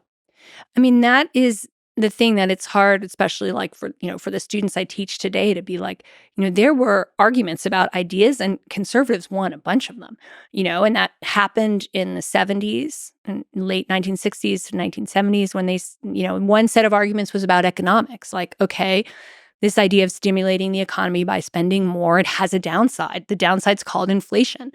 And the downside's called too much regulation. And, you've gone too far in kind of bottling up the actual sources of economic growth and dynamism, and we have to let those free. In social policy, there was also a critique the Great Society had all these ideas of ending poverty. And, people came and analyzed them and said, the programs aren't helping. In some ways, you've actually created engines to trap people in poverty because you've given them a benefit and said if they actually start to work, they lose the benefit. You've created all these perverse incentives. And these ideas were fought out. They were empirical. They were controversial. And they were based on really deep research and really deep argumentation. And so it seems that era has passed. It seems like we're driven much more quickly by moods rather than thought through ideas. Right now, it seems like the ideas come after they follow the political mood and try to put together the underpinning of it, where it really was the opposite for much of the 20th century. It does seem like we lead with emotional turmoil. Right. And the ideas follow versus lead with the ideas, and the emotion of the masses respond. Right, exactly. So if we think of the evolution of conservatism, it was a whole set of ideas that was crafted, refined, the 1950s, 1960s, 1970s, sort of really found their emotional standard bearer, translator, salesperson in Ronald Reagan, who incidentally had been following these ideas as they developed and had been honing his ability to express them and apply them politically. It's a very opposite if we look at Trump as the political definer of the era. There's a set of ideas, but it was more attitudes, impulses, vibes, and the ideas are coming after that, trying to figure out how they patch on. So it's interesting to watch, to see that difference. And I hazard that a lot of it just has to do with the immediacy of the media environment we're in, and it's just power of the media messages to get out so fast. What do you think Milton Friedman would say about Donald Trump, about him winning in 2024, and just in general, this political moment? I think he would love DOGE. I think that's, it goes without saying. I think he would focus on that part because I think he would really love it. He would be very alarmed by the idea of tariffs and very alarmed by the return to protectionism. I mean, I think he believed that part of what made the world peaceful in the second half of the 20th century, as opposed to after, during World War II, was the world was knit together more by trade. And that was the great hope, that if people traded with each other, they wouldn't fight.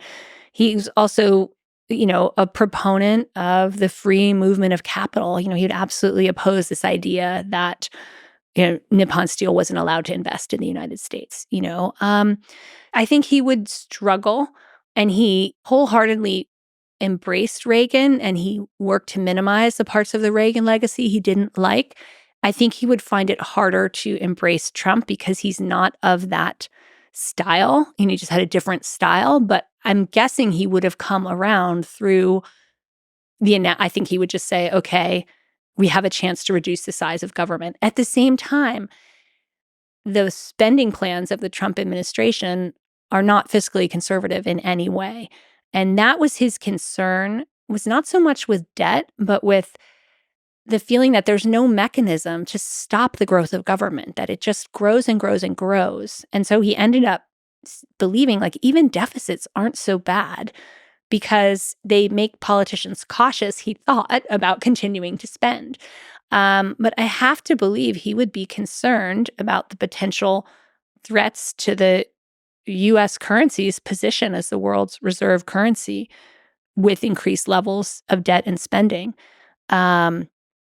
He was concerned about low interest rates, he died, I think it's 2004, 2006, but it was in the beginning, he didn't see the zero low bound, but he saw low interest rates. And he said, this isn't necessarily good. Everyone's talking about low interest rates as if they're good, but there should be a price on capital. There should be a price on this. It shouldn't be so low. And so, he had some of still the kind of macro insights that I think are important. You wrote the Wall Street Journal essay titled "How Inflation Ended Neoliberalism and Re-elected Trump." So can we weave that into this discussion in terms of inflation and Trump? What's the main idea of the essay? So the main idea is kind of looking back and saying, so today we have been living in a world where people have been, focused on monetary policy, steady monetary policy, free trade, reducing regulation. This is all called the neoliberal era. And my argument was a lot of that was driven by inflation. So we have Milton Friedman predict inflation in 1967. It starts breaking out in the 1970s, Britain and the United States. And every institution was designed around stable prices. And once inflation broke out, prices were no longer stable. So, for example, tax rates weren't inflation adjusted. So, if your income went up because of inflation, you might bump from a low tax rate to an extremely high tax rate, but you don't actually have more money. On paper, you have more money, but everything costs more, so you don't actually have more money and your taxes have gone up. That kicks off the taxpayer revolt. There's a whole shift of American corporations towards focusing on financial investments because the tax breaks they used to get for depreciation for building new factories are not inflation adjusted. So they no longer pay off in an inflationary environment. And then when Paul Volcker comes in 1980s, early 1980s, and starts fighting inflation, really pushes up interest rates to bring down inflation. And that completely reorders the banking sector because banks had statutory legal limits on the interest they could charge. And once general market interest rates exceeded that, it was proliferation of new financial forms to take advantage of that. So my point was the era we live in was ushered in by inflation. And then everyone turned against all the formulations we had and said, well, these have hollowed out our industrial base. These have, we've got too much immigration. We've got too much economic openness. We need to reshore. We need to focus. We need to turn against all these things. We need to spend more. We've disinvested. And the net result of that turning away, I argued, is people forgot about inflation. They really forgot it could ever exist. And you had a whole set of theories on the left, modern monetary theory, that basically said we don't really need to worry about inflation. We can spend what we want. And lo and behold, inflation came back. And so my argument is that has now opened the door to the presidency of Donald Trump, which is potentially a deeply transformative moment that will change the size and shape of government, that may change our foreign policy profoundly, that may change our immigration policy, it may change the demographics of our country. All of that, and my thesis is that has all been made possible by inflation. And so the great mistake of the past years was to forget how fundamental inflation was to the rise of the last political order and to profoundly underestimate how much inflation would change the current political order. So I just think it's one of these things.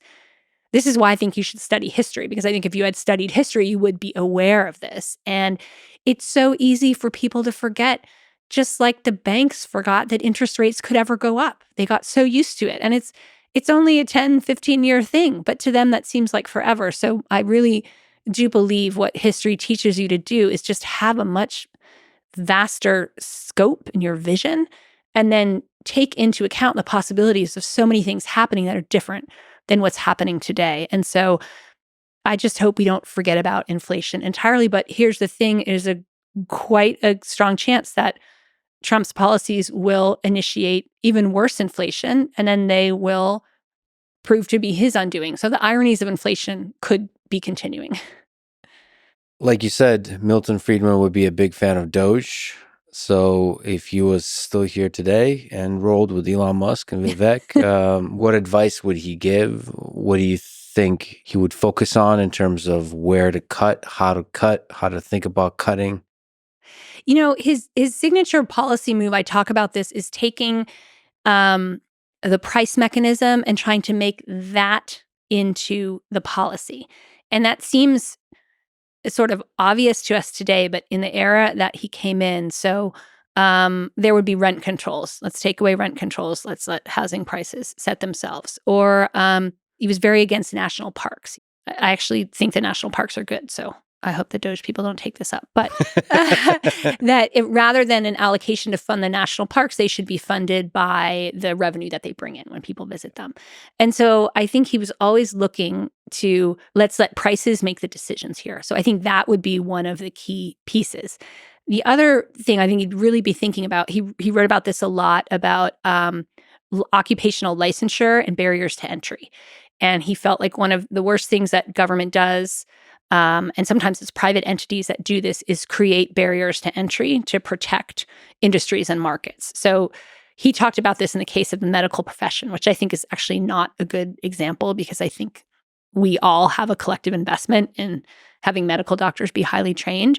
But so, for instance, you could look at nail technicians or hair cutting. There's often these licensing requirements, or there's a sort of big kerfuffle. I think it's DC passed a law that to run a childcare center, you have to have a college degree. Well, what does that do? I mean, that disenfranchises a whole bunch of would-be entrepreneurs who don't happen to have a college degree, but probably could be really good at this particular business.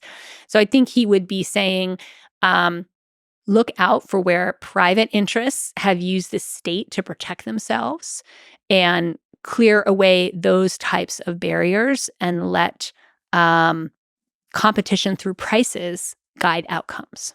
Yeah, so open up for more competition and allow for more signals from the market to drive decisions and so on.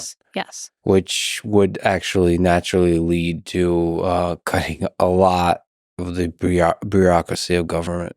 I think the other thing he would probably be arguing for is, again, go back to the design of the minimum income or the negative income tax, that there's a way he ultimately decided to run it through the tax system, right? The government's already collecting this data. They already have your information, and they can just send the money out through the system, rather than having a social bureaucracy where you have to come in person, you have to fill out forms, you have to document, do you own a car, what's your income, who lives in the household. So I think he would say, and his analysis of that was who that really benefited was the bureaucracy that processed that paper, that implemented those norms, and that if you could pull that away, you could get help out where it was needed much quicker, without having this drag of people doing sort of unproductive work of administering these systems. So I think trying to cut administrative overhead. And what he didn't have then, which we have now, is the technology that we have and the ability, to send benefits out via smartphone, or just to move so much faster and to handle information on a mass scale so much faster. It's painful, but I think one of the big things you can do is just that, which is digitalize. I don't know if that's a word, but just convert everything to where the speed of signal can be instantaneous. So there's no paperwork. It goes immediately. And then that means that the pricing signals and all of these kinds of things are just immediately available to people. That seems to be the low-hanging fruit. Government, IT systems could be vastly improved upon. But that would result, again, with a lot of people getting fired. And I think somebody submitted a question for me saying, like, what are your thoughts as a person who cares about compassion? What are your thoughts about government employees, which there's a lot of, that are going to be hurt by DOGE? Yeah. And it's always a really difficult question. A lot of people get fired to make room for a new system that's going to lead to a lot of pain. There is going to be a lot of pain. I don't know what the solution is. I think that's also part of why Friedman favored a minimum income. He talked about it being sort of counter-cyclical. In other words, when things were really bad, the spending level on it would naturally go up. This is what economists today call an automatic stabilizer. And then when it's not needed, the cost of it goes down. Maybe there's a way to sweeten it with honey and have people take buyouts or things like that. That would certainly be a way better way to go. I did a podcast with Javier Milei. He has consistently praised Milton Friedman and cited him as one of his inspirations. So what do you think Milton Friedman would say about what's going on in Argentina and what Javier Milei is trying to do in Argentina? Yeah, I think he would appreciate it. I mean, I think Milei is much more of an Austrian-inspired thinker, but I think he definitely appreciates Friedman. And on the macro level, Friedman always understood it's really painful to treat inflation, but the more you put it off, the harder it is. So I think he would be trying to get him, as he's doing, to just message that short-term pain, long-term gain. I think he'd be very supportive. I think he'd be thrilled to see also that Milei is very good at explaining these abstract ideas and putting his policies in the framework of the bigger picture. That was really meaningful to Friedman. I don't know how politically persuasive it is overall. Milei is very intense. He doesn't have the same sort of gifts of salesmanship and setting people at ease that, say, someone like Ronald Reagan had. But it seems to be that's what his country was calling for right now. So Yeah, he is more chainsaw, less like warm blanket. Yeah. Javier recollects this line from Milton Friedman. I don't know if this is accurate, but if you strive for equality over freedom, you often get neither. But if you strive for freedom, you often get both. Do you think there's truth to this? I think on the big picture, definitely. I mean, we've seen focusing too much on equality. It can be, because equality is such an alluring word, it can lead you to downgrade all kinds of other things that are really important. But I really think it depends on how you're defining freedom. I mean, the statement is too big and too broad, right? So, if you're talking about freedom, if by freedom you mean not having to pay taxes if you're successful, I think that can have all kinds of knock-on effects, right? The idea that people are able to prosper when they're educated. Where is education going to come from? How is that going to be paid for and supported? And again, to go back to Knight, if you're generating too much inequality, or people are feeling that you're generating too much inequality, sometimes they value that more than they value freedom. And so I think there has to be more of a balance. And it's hard to make such global statements. I think you have to break them down into what actually do you mean. But again, Milei is coming from a very different context, a very different country that has seen so much upheaval, so much government intervention, so much inflation, so much political turmoil. He's probably thinking about it differently than Friedman was thinking about it. Yeah, I mean, there probably still is a real threat of hyperinflation. There seems to be a very high level of corruption, or the capacity for corruption. So it's a really messy situation. So Javier Milei likes to recollect this great line from Milton Friedman, that if you strive for equality over freedom, you often get neither. But if you strive for freedom, you often get both. Do you think there's truth to this? Yeah, I think in the macro, for sure. I mean, we've seen, if you really put equality as your goal, it's such a seductive ideal, and people believe in it so much that they can carry out horrible crimes, in the name of equality. But then focusing on freedom, these words are too big. They're so hard to define.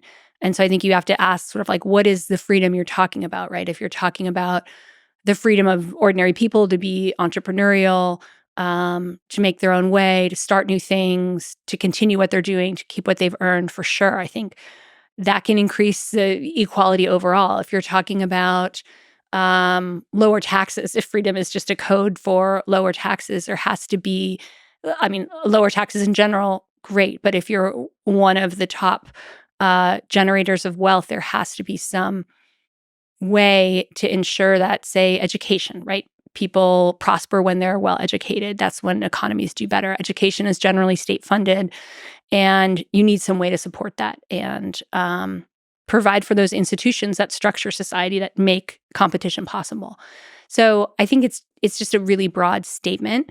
But again, Milei is coming from a really different context. He's coming from the South American context, from such upheaval, such economic devastation, in pursuit of the goal of equality, that I think trying to rebalance with that emphasis on freedom, I definitely see where he's coming from. If we can pivot a little bit, we've talked about Reagan. What are some interesting stories about how Milton Friedman navigated the Reagan and maybe even the Nixon administrations and how he was able to gain influence? Well, the Nixon administration is an interesting case because I've been talking about inflation and the different consequences it had. One consequence it had is that it began to undermine the Bretton Woods currency system that was established in the wake of World War II. Now, Bretton Woods, what it did basically, it ended up inadvertently putting the US dollar at the center of the world economic system. But under Bretton Woods, countries of the industrialized West agreed to trade their currency in set ratios that government set. So a franc was worth so many dollars, or a German mark was worth so many francs. And then also under this system, countries could come to the United States and they could trade the dollars that they held for gold, because the US was on a sort of modified gold standard. There was a ratio of gold to paper money. And so the system was set up, and very quickly, most countries the dollar was at the heart of it, and that the converting into and out of dollars was really the mechanism of trade for many of these countries. So Friedman said, what we should have is floating exchange rates. This is an idea, again, of instead of having a top-down design of policy, an administered policy, we will have policy set by prices. And you should be able to trade currencies on an open market. They should trade and they should fluctuate, and that would be fine. Totally outlandish idea. But he was pinpointing the fact that Bretton Woods had an instability, and that instability began to emerge in the time of inflation. So you have more and more dollars being printed. They're worth less and less. If European nations keep trading their currency for dollars, they're going to be importing inflation into their own economies. So they say, we don't want these dollars. We'd like some gold instead. And they have the right to go to the Treasury, send in an order, and get gold out. And so they start doing this more and more, and it's called the gold drain. And the United States starts running out of gold. They're aware this is happening through the 60s. They're trying various things to fix it. And when Nixon comes into office in 68, Friedman sends him a memo, and it says, this is going to be a real problem. He says something like, this is a running sore and you have to lance it right away. Some very Nice. graphic Very nice. metaphor. Otherwise, it's gonna explode. And Nixon just files the memo away. Nixon loved people to think he was influenced by and following the wisdom of Milton Friedman, but he didn't actually want to do that. He just wanted a political benefit that came from it. So then comes the moment where the U.S. Treasury Department realizes we're going to run out of gold. What should we do? And everybody decamps to Camp David, and Nixon decides we're just going to stop redeeming currency for gold. It's called slamming the gold window shut. Done. And he also, at that same meeting, decides to institute price controls. He does a whole bunch of stuff. It's an emergency. He calls it the New Economic Plan, which is an unconscious echo of the Soviet New Economic Plan. So a problematic name, a problematic policy. And Friedman is livid at the price controls, but he's like, actually, it's great that you closed the gold window. Let's go all the way to floating exchange rates. And this idea was heresy within the Treasury Department. Everyone's very committed to the idea of the gold standard, convertibility, possibility, the United States at the core of the financial system, kind of hem and haw. But at this point, Friedman has a very close relationship with George Shultz. And George Shultz is a high-level appointee who will eventually, over the course of the Nixon administrations, become the Treasury Secretary. And so Friedman is feeding Shultz all his ideas about how we should move to floating exchange rates, how we shouldn't try to reconstruct Bretton Woods. And the people in Treasury, it's funny because I've read some of their accounts, and actually Paul Volcker is in the Treasury Department at this time, and he can kind of sense that Friedman is in here somewhere, like feeding his boss ideas. Yeah. He doesn't quite know. And, then in the oral history, Schultz talks about this quite a bit. So at any rate, Friedman exerts this behind-the-scenes influence, and what Schultz does is just kind of lets Bretton Woods fade away. He doesn't make grand pronouncements. It just slowly, the world shifts to a regime of, for a while it was like a regime of steady prices, and then they call it a steady regime of changing prices or whatever. The language changes, the reality changes, and they kind of end up where they are. So that's a real measure of Friedman's influence. If there had been another economist in Schultz's ear that said, no, catastrophe is imminent, we have to go back to Bretton Woods, he probably would have worked harder. The US government would have worked harder. And so that becomes one of these pieces of globalization. And, what people don't realize is there used to be, in addition to these floating set capital ratios, you couldn't bring capital in and out of different countries. You had to register, you couldn't invest. There were all these rules and strictures, and the falling of Bretton Woods really blows that all open. It's a precursor to globalization. So Friedman is right there. Now, he's very ambivalent about Nixon. I mean, he sees that Nixon is not an honest person. He thinks he's very intelligent. And Nixon's dream is to create a new centrist majority. So he does many things to go back on his supposed economic principles and ideals. So Friedman does not like this. He doesn't like the price controls. He's in communication with his old mentor, Arthur Burns, who's now the chair of the Federal Reserve. And Burns is basically doing everything wrong in monetary policy. And I describe this in the book in some detail, these anguished letters back and forth. And basically, as I see it, Burns doesn't have a solid theory of inflation. And the more Friedman pushes him, it's almost like Burns is willfully ignoring Friedman and kind of doing the opposite of what Friedman says. So Burns is running a very loose monetary policy. Inflation is quite considerable over the 70s. I mean, we were all spooked by what did it get to 6%, something like that recently for a very short time. This is inflation going over 10%, hovering in 8% for basically the whole decade of the 70s, going up and down with extremely elevated rates. And so the Carter presidency largely falls. Foreign policy is a big part of it, but the failure to tame inflation is part of it. And then Reagan comes in. And now Reagan loves Friedman and Friedman loves Reagan. Very mutual feeling. The Reagan administration creates like an advisory economic board. Friedman's on it. He's retired now. He's entering his kind of golden years. But he really has Reagan's ear. And here what he does is he convinces Reagan of his theory of inflation, which is inflation has been caused. It's a monetary phenomenon that has been caused by bad monetary policy. Inflation has an accelerating dynamic. The only way to end inflation is by really showing and signaling that government policy has changed. And when you do that, it's very painful for a short amount of time. People will suffer, but then you will come out on the other side into stable prices. And this is what you need for economic prosperity. So the man who implements this policy, Paul Volcker, he's definitely influenced by Friedman. Buys the big picture of Friedman. He even buys Friedman's specific technique of the monetary growth rule and of the focus on monetary aggregates, which Friedman has said, right? Money matters. Aggregates matter. That's what money is. Pretty quickly, Volcker finds that because of inflation and the financial deregulation in response to it, the aggregates don't work the way Friedman said they would. And so the specific policy Friedman recommends, Volcker tries it for a year or so, doesn't work super well.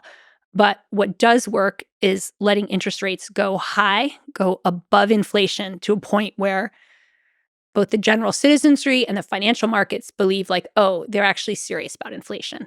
And because we've had a decade of inflation with all these presidents saying, forward, we're going to whip inflation now, the monetary policy has lost credibility. This is why people focus so much on credibility today, because once it's lost, it's really hard to get it back. And one way Volcker gets it back is interest rates over 20%, unemployment very high as 25% in like construction sectors. And as this is happening, Milton Friedman is whispering in Reagan's ear, this is the right thing. Stay the course. This is going to work. Now, interestingly, he hates Volcker. Volcker hates him. And Friedman will never give Volcker credit for this policy, but he will give Reagan credit for this policy. But he owes credit himself for keeping Reagan from wobbling on this policy and just pushing it through. And he also tells Reagan very pragmatically, you better do this now You've got a 4-year term. Do this in the first 2 years of your term. Things will have turned around by 1984 when you run for re-election, and you'll benefit from it. And that's absolutely what happens. If we could take a small tangent, Yeah. sort of a question I have to ask about, since we mentioned Bretton Woods and maybe the gold standard, maybe just have a general discussion about this whole space of ideas. There's a lot of people today that care about cryptocurrency. Mm-hmm. What do you think that Milton Friedman would say about cryptocurrency and what role crypto might play in the economy? Whether he would be for this idea, against this idea, and if we could look at it for today and also just, 10, 100 years from now. There's a clip, I think it's in 1992, where people say, oh, Friedman predicted cryptocurrencies because he's talking about how payments will eventually be electronic. Yeah. So in some ways, he definitely, as he was looking at the computer and money, he knew these would come together in some way. I think he probably would see a use case for crypto. He definitely would not buy the stronger forms, I think, of crypto ideology in which we could be heading towards a future in which there's many different currencies that compete or that are distributed, or there's a stateless currency. And he addresses this very, very clearly because Hayek's denationalization of money, it's a paper in the late 70s, Hayek argues for this kind of competing currency model or regime. And so he's responding to that. He's responding to people writing about free banking. And he basically says, look, even if you developed a variety of competing currencies, eventually society would converge on one. And that's because people just want one currency that they know. They don't want a bunch of different options. Even in places where there have been options to do that, they've been used very minimally. And then he says, secondly, the state always steps in. He says, technically, theoretically, it doesn't have to. I could draw you a model. I could tell you about how it could work without the state. But in actual reality, all human societies, through time and space, the state eventually becomes involved in the provision of money because it has so many knock-on effects to so many people. So sure, I think he would, again, find a use case for crypto, think it's interesting, but I don't think he would see it as this is going to displace state money and we're going to have, a variety of distributed currencies. The other thing he really stresses is that a change in the monetary system, it only happens amid great, great crisis. So again, you see in countries where the state is not controlling the money well, right? That's when people are more turning to crypto. But he says because money is so fundamental, there's going to be so much political pressure on any country that gets the currency profoundly wrong that the government will fall and another one will replace it, right? So if you look at episodes of hyperinflation, they don't go on very long because they're so upsetting to people. If we can go back in time, we've talked about it a bunch, but it's still a fascinating time. The Great Depression, University of Chicago, there's these folks like Jacob Viner, Frank Knight, Henry Simons, all of these influenced the thinking of Milton Friedman. There's this Room 7 situation at the University of Chicago. Just going back there, even just speaking almost philosophically, what does it take to explore ideas together, sort of like deliberate, argue in that space? And maybe there might be interesting stories about that time. It would just be interesting to understand how somebody like Milton Friedman forms. The seed is planted and the flower blooms. Yeah. So he gets to University of Chicago. He makes fast friends. And in his third and fourth year, they become what I call them the Room 7 gang. So Room 7 is they find an old storeroom in the basement. They take it over. And that's where they have their jam sessions. And what made this world come together was Frank Knight. There was a charismatic leader, and there were a bunch of acolytes who clustered around him. That, I think, was a key piece of the ingredient. And then there was a sense that they were onto something that the rest of the economics field had forgotten or was rejecting. So there was like that sense of mission. So that seems to have been, there was a formal education piece. And then there was a parallel education piece rooted in admiration for a thinker, a shared admiration. And then what that led Friedman to do, what I found syllabi, that he had from non-economics courses, lists of books, and he'd written the prices of different ones he wanted to read. So he had, John Stuart Mill on Liberty, like 50 cents written in the margin. So he began to educate himself. He gave himself a parallel curriculum alongside this very formal economics curriculum. He started reading, the traditions of political liberalism and then talking them through with friends and then developing a shared sense of mission. And the incredible thing is, of those friends in the group, they scattered for 10 years and then they all came back together. George Stigler, his great friend, was hired at Chicago. Aaron Director, who was his wife's brother, was at Chicago. So many of these people continued. He became Frank Knight's colleague. So that was the base. That was what really grew him, that really profound peer group. Now, the other piece I talk about a lot is Friedman was a collaborator, an open-minded collaborator, and he had incredible connections with economists who were women. And he basically found, first in the figure of Anna Schwartz, later in the figure of this group of women who were his wife's friends, this kind of untapped pool of talent. And so he immersed himself in this whole other world of consumption economics. And that resulted in, his more technical work on a theory of the consumption function, which is the theory of permanent income. So for Friedman, intellectual work and intellectual production was always done in this very social context, in a context that blended friendship and intellectual partnership. And he only had a handful of friends who were not also economists interested in the same questions he was. So he just lived and breathed ideas all day long. Can you speak to the jam sessions? What do we know about the jam sessions? What are we talking about here? You're sitting in a room. Are they analyzing? Are they reading papers and discussing papers, or are they arguing more over beers kind of situation? Yeah, more arguing over beers. And in this case, there's several people who say it was all about Frank Knight. What did he say? What did he mean when he said it? Is he right? And so Knight was he would say one thing and then say another. If you read him, it's very hard to follow what he's actually saying because he's full of qualifications and ironies and blends. And so he would throw out these pieces and then the students would kind of clutch at them and then they would come back together and try to assemble this sort of worldview. And then Frank Knight fell into this terrible depression, and to cheer him up, they planned a big party and they went back through all of his previous writings and they assembled them into a book that was published. This is The Ethics of Competition. And you can read the introduction written in part by Milton Friedman. So not only were they talking about Knight and what he said, but then they started poring over his work.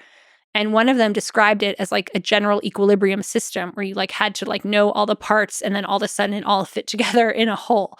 So if we step back, what they were doing was getting inside the mind of a great thinker and understanding the ways it all fit together and then kind of testing their ideas against Knight's. And what's fascinating is one of the first papers that Friedman publishes in Statistics is a rebuttal of Frank Knight. He publishes a rebuttal of Frank Knight's ideas about risk and uncertainty. And Frank Knight, he kind of took a black swan argument. He said, risk, you can calculate. Uncertainty, you can't, existentially, philosophically. You can't get your hands around it. It is the black swan. And Friedman publishes this statistical paper and he says, I can put uncertainty on a graph, And so there's that sort of Freudian killing of the father element when he comes back and he will, in some ways turn his back on Knight's approach and Knight's pessimism, even while it's a foundation of his thinking. Fascinating. Is there something you could say about the thinking process that Milton Friedman followed, how he developed his ideas? You mentioned there's a strong collaborative component, but there's another story I saw about that I think his son recalled about the argument number system that you mentioned. Yes. Which by the way, if you can explain that as a tangent of a tangent, that's really awesome. I think it's number one if the other person is right. Number two means you were right and I was wrong. Mm-hmm. And the number system evolved in some ways to be quick and efficient, but in other ways they also were really clear about it. So, something there's kind of 3 reasons behind it. First is if you use a number, it reminds the listener that it's really hard to say the words I was wrong. So you're kind of calling on their sympathy Yeah. by using the number, reminding Brilliant. them that you're doing a hard thing. Yeah. And then it's also reminding them that you're in this family with this code. And so you're signaling your membership and your closeness and your love, really. And so it's supposed to be an easy way to disagree without like breaking the relationship. Yeah, so admitting you're wrong now comes with this warm, fuzzy feeling. Yeah. And that's really, I mean, that's so powerful. I think so much of the friction of human interaction could be boiled down to just not being able to admit that you're wrong efficiently and quickly and regularly and just often. And to be able to do that, that's really powerful. Yeah, I think it's a really neat aspect of their family life for sure. Anyway, sorry, that's a fun story, but like, can we just generalize to how he engaged in collaboration, how he developed his ideas? Is there like a thinking process? So he taught at the University of Chicago, and he tended to teach for 6 months and then have 6 months off. And he spent the summers in New Hampshire or Vermont. He had right near that border. They had 2 different houses, and that to him was the deep thinking time. And so when he's at Chicago, he's teaching, he's arguing. Some people loved his teaching style, very much in charge, very much keeping students on their toes, confrontational. Others found it too much, overwhelming, kind of shut them down intellectually, and they couldn't cope with it. And so I think it was kind of go time when he was teaching. In that case, that was a lot of social time, interacting, talking, other professors, going out and giving papers, arguing with the people at Yale or Harvard. Then he would go and do these very deep dives over the summer. He would also regularly do these trips to New York to see Anna Schwartz. So his 12-year collaborator. They didn't have, phone calls were really expensive. They did have quite an extensive correspondence, but then they would do these meetings. So he would basically come in at the beginning of the summer, going to Rahway, stop in New York, see Schwartz, and then again on the way back to Chicago. So you'd have these deep check-ins at that point. The other thing that happened is people would come visit him in New Hampshire. And so he would have he had a studio separate from the house. He would go and he would work. And then at night, his friends would come. His friends are all economists. There's a whole cluster of economists. They all clustered within driving distance of the Dartmouth Library so that they could get their hands on books. And so they would come over and then they would argue and talk into the night. So I think he did need that deep focus time, but it was not like he also lived a very engaged, very embedded social life. A part of which was his marriage. Is there something you could say about love, about marriage, about relationship that made the whole thing work? Because it was vibrant and they wrote a biography together. They did. I mean, they were very complementary. They were kind of the yin and the yang. She was very introverted, somewhat suspicious of others, skeptical. And he was extremely extroverted, optimistic, high energy. And they also were at a time when it was really clear, like, for broader society, these are the roles of a man, these are the roles of a woman. And they pretty much adopted those. Now, Rose Friedman did some very important economic work. She's part of the early stages of the theory of the consumption function. She didn't complete her degree because she really knew there wasn't, if she wanted to be married and have children in the world she lived in, there wasn't a real pathway to also being an economist. I do think that a lot of that, it's not, although it feels very gendered, like, he's the man out in the world and she's in private. It's interesting because her brother, Aaron Director, was the same way. He was a very private man, very shy, very introverted, and he exerted this quiet intellectual influence on all of his friends. So I think that was just kind of a family trait of being more quiet, preferring to be behind the scenes. It wouldn't have worked any other way because Friedman was so out there, so so extroverted. And there's a bit of a sad thing she said. She said, when I married Milton, I lost half of my conversations. When David came along, I lost the other half. So this is a household that was just dominated by male voices, in which she didn't have a lot of room. What was tricky for me in my research is she didn't leave much of a trace. She put together Milton Friedman's archive and she took herself out of it. So I really had trouble finding her actual voice in the historical documents, and she didn't want to leave that behind. So it's an absolute essential piece of his success because she's the one who pushed him to do the Newsweek column, to do Free to Choose. And she really wrote Capitalism and Freedom. She took all his random notes and she put them together into a book. And that became this kind of testimony of his ideas. But she shared many of his ideas. And she, when I think of Friedman, if you take away Anna Schwartz, if you take away Rose Friedman, if you take away the other woman who collaborated with him, you have a much thinner resume than the one he actually has. Yeah, it's always sad, and it always makes me wonder about the private, secret conversations between partners. Yeah, because they might not show up in the record, but they probably influence the person more than almost anything else. Those quiet little conversations. yeah.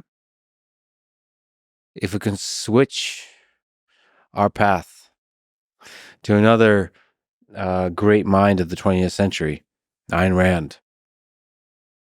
We talked about some of the similarities here, about them being fighters for freedom and fighters for capitalism.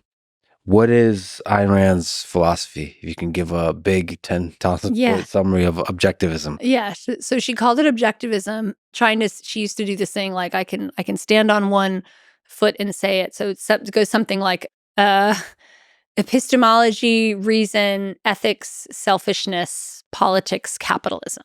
That was kind of how she summarized it. So what she did, there's a couple things she did with objectivism.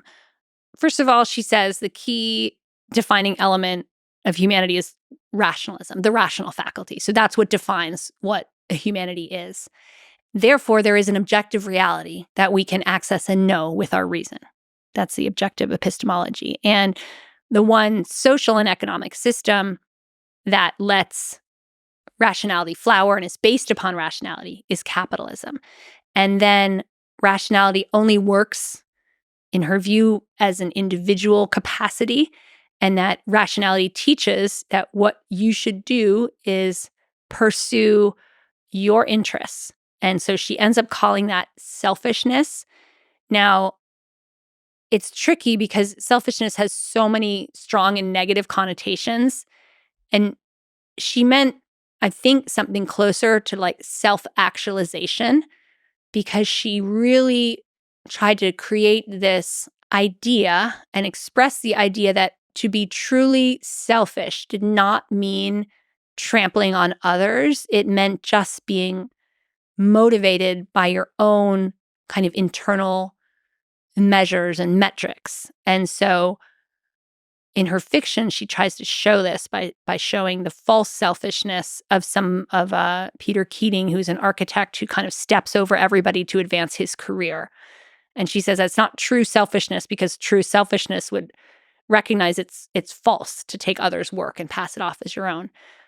Now, the other big piece of objectivism is a very approach that's really inspired and related to Friedrich Nietzsche's idea of revaluing values, or a genealogy of morals. And so she says, what's happened here is Western culture has converged on this idea of altruism as good.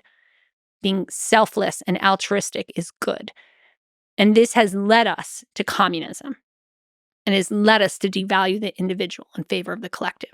So what we need is a new moral code, which elevates selfishness, which elevates the individual, and which takes all the things that we have been told are bad and actually says they're values. This is what she's trying to do with objectivism. I mean, it is about as ambitious of an intellectual project as there can be. And that's what really draws people in. Yet at the same time, she's flying in the face of the way human morals and ethics and societies have evolved. And she's not able to single-handedly recreate them the way she wants them to be. Yeah, I mean, she's not doing herself any favors by like taking on the words and trying to rebrand them completely. Mm-hmm. Like writing the virtue of selfishness. It's like, can we just call it self-actualization? Yeah. There's a negative connotation to selfishness and a positive connotation to altruism. So she sometimes, it seems, takes on the hardest possible form of argument. Yeah, I mean, she had a student and who ended up being very close to her, Nathaniel Brandon, and he was sort of an advisor, and he said, "Can you please not use selfishness? Like, just come up with another word." But part of her liked it. Part of her wanted to provoke and unsettle. She didn't want to give that up. I mean, people should listen to her her public talks, her her whole aura, way of being is provocative, and she's a real powerhouse of an intellectual. So like she loves the challenge, and that just listening to her in itself is just inspiring because you could see the individualism radiate from her. Yeah, I mean that was one of the things I found in researching and writing about her. Like she's an incredibly unusual human being, and Yeah. and so that was like her strength, right? Because she's so unusual, but it was also her downfall because she looked to herself as a model or to get insight about humanity, and she never quite processed how different she was from other people. So just because we talked about Milton Friedman so much, can we just return to what to you, given everything we've said, is the interesting differences about Ayn Rand, her ideas related to Milton Friedman? Yeah, I mean, broadly, we could put Milton Friedman and Ayn Rand in some sort of category together, but she has this focus on ethics and rationality and this desire to be revolutionary that's much stronger than Friedman. Friedman wanted to overthrow the economic consensus. He didn't want to overturn the moral basis of Western society. So she does something. So in one of Frank Knight's essays, he talks about the ethics of competition. And he says, you basically cannot build an ethics out of competition because it would be monstrous to do so. Because it would say the winner of this competition is ethically right. And that would open the door to sort of might makes right. And this is what Friedman struggles with. And he says, I can't take capitalist outcomes as ethical unto themselves. I can't do it. Doesn't feel right. And there's this line where Frank Knight says, no one would ever do this. And I was like, oh, Frank Knight, you haven't read Ayn Rand yet, Hold my beer, yeah. You're a little too early. Because that's what she does. She takes the outcomes of capitalism and of market competition and says, these have ethical meaning.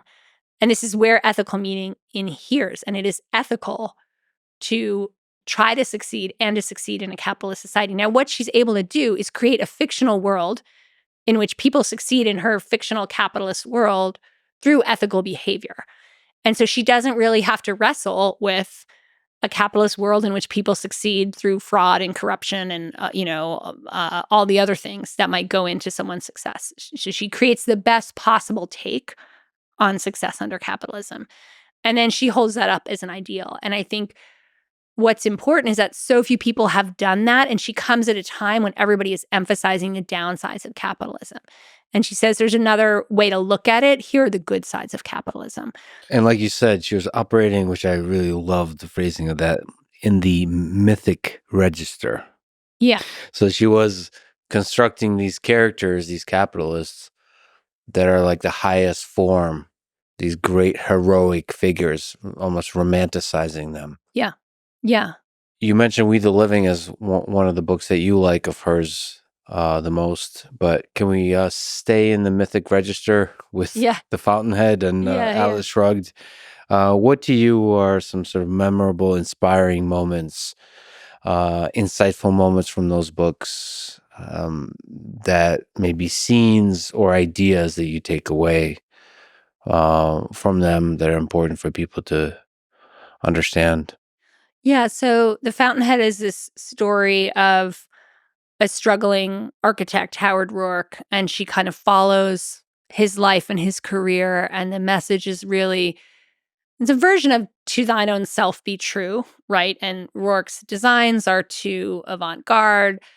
Nobody appreciates him. And he just keeps doing what he wants to do and is just focused on his own visions, his own genius. I think that's been really inspiring to kind of creators of all types. I think it's fairly unrealistic as a portrait of human achievement, but it's an aspirational idea. I mean, one phrase that comes to mind is there's a character, I forget which one, who is in some sort of adversarial relationship with Howard Rourke and says something to him like, well, Mr. Rourke, what do you think of me? And Rourke says, I don't think of you. And that to Rand was the ideal. You're not thinking of other people. You're an island unto yourself. You're focused on your own goals, your own capacities, and you're not doing it to impress other people or to be better than other people or to dominate other people. You're doing it because you're sort of expressing your inner soul in a way.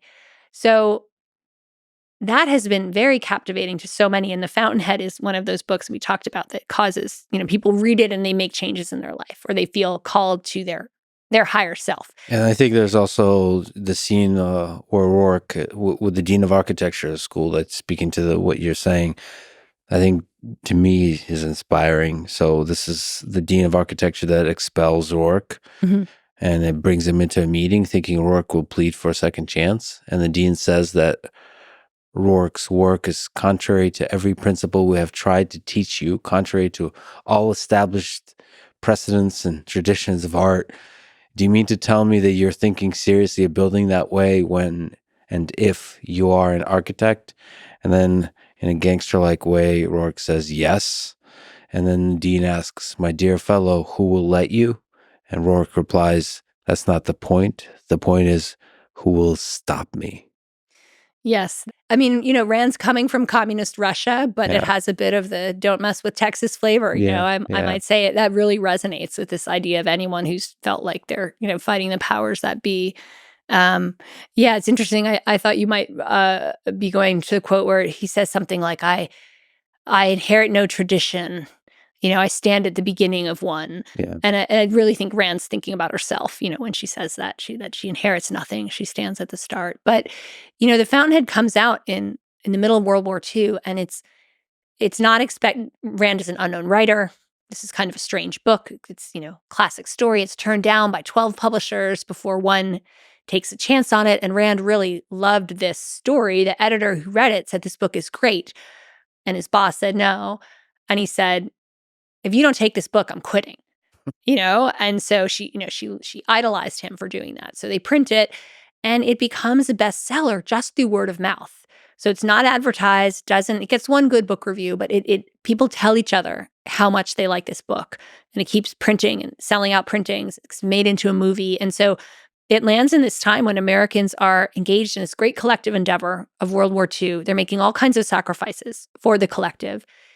And I think paradoxically, as they do that, they're drawn to this vision of someone who doesn't have to compromise at all, who is leading their life exactly as they want to. Meanwhile, they might be sleeping on an ocean liner because they've been drafted to fight in this war. And they're reading The Fountainhead and they're feeling better about themselves. And so it's also really interesting. The Fountainhead is hugely popular in India, which is fascinating. And, talk to people about this, and they basically say, this book comes like a breath of fresh air into a very traditional and conformist culture, and people just latch onto it and they love it, and it gives them that feeling of freedom and possibility that they're hoping for. Yeah, I mean, it really is a book. Atlas Shrugged can be a bit of that too, but it's more the philosophy, objectivism, and the details and the nuance of that seeps into Atlas Shrugged. The Fountainhead is very much like a thing that makes you change the path of your life. Yeah. And that's beautiful to see, that books can have that power. And, Rand knew that she was doing that, and she knew what she was doing. This wasn't an accident. And people say, oh, she's a bad writer. Oh, her characters are so heavy-handed. She started as a screenwriter. She started as someone who analyzed films for movie studios. She knew exactly how to manipulate plot and character and drama. And she also knew that she was writing. People say, oh, Rand is for, adolescents. Adolescent teenagers love Rand. And that's kind of who she was writing for. And she said, I'm writing for people as they start out on their life and they're thinking about who they want to be. So she's not writing, for the weary middle-aged. She's writing for the young who are looking for inspiration. People say that to me sometimes about certain books like Rand, but also about The Alchemist. I know a lot of people for whom The Alchemist, and they're adults and they're brilliant people, The Alchemist changed their life. And the same can be said about The Fountainhead. Yeah. I sometimes get criticized for using words that are too simple. I think simple words can have power. And the cliche thing sometimes needs to be said. And sometimes, if effectively, needs to be said in an over-the-top way in the mythic register, because that's the thing that resonates with us. Yeah. Because we are like heroes of our own story, and we need to hear that message sometimes to take the bold step, to take the risk, to take the leap. Yeah, and I mean, the other thing, she knew she was doing kind of propaganda in a way. She was like, I'm doing pro-capitalist propaganda. She has a degree from the University of Leningrad. You know, she's raised up in Soviet Russia. She said, we need to present the case for the other side in the same way. And that's what she did. Why do you think she's so divisive? People either love her or hate her. I mean, I think it's because of that purity that I'm willing to say, sort of, you get what you deserve, and that kind of lack of charity. And part of that in her work is because she creates this fictional world where she can set everything up just so. And so you don't have contingency or accident or bad luck, or you don't really have a lot of children. You don't have handicap people. You just have this idealized world. And I think it's really infuriating for people who feel that's so inaccurate. How can you be deriving a social theory and philosophy around this? And how can you be missing what seems to many people she's missing the kind of ethical instinct or the altruistic or charitable instinct? And so they just become enraged at that, and they don't want to see anyone go that far, and they're outraged that someone went that far, that did the thing that Frank Knight said no one would do. Yeah, it's very unsettling. Would you say that's her main blind spot, the main flaw of objectivism is just how black and white it paints the world? Or if not, I mean, what would you say are the flaws of objectivism? So, I mean, the big flaw is that it's justified through a fictional world. It's not justified through reference to the real world. It's not empirical in a way. It's not. And Rand herself would say this. She's not writing about things how they are, but how they should be. And so that idealism, it just really undermines it as a mechanism to understand where we're actually living. And that is a big contrast with Milton Friedman, who would focus on how things are versus how things should be. And then I think it's the problem of elevating rationality over any other mode of insight or thinking.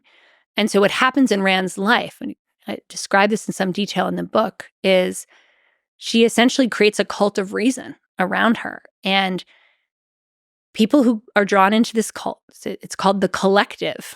It's a group of young people in New York City who are drawn to her work. And she's already famous, but she's writing Atlas Shrugged. And so she's sharing drafts of Atlas Shrugged as she goes along.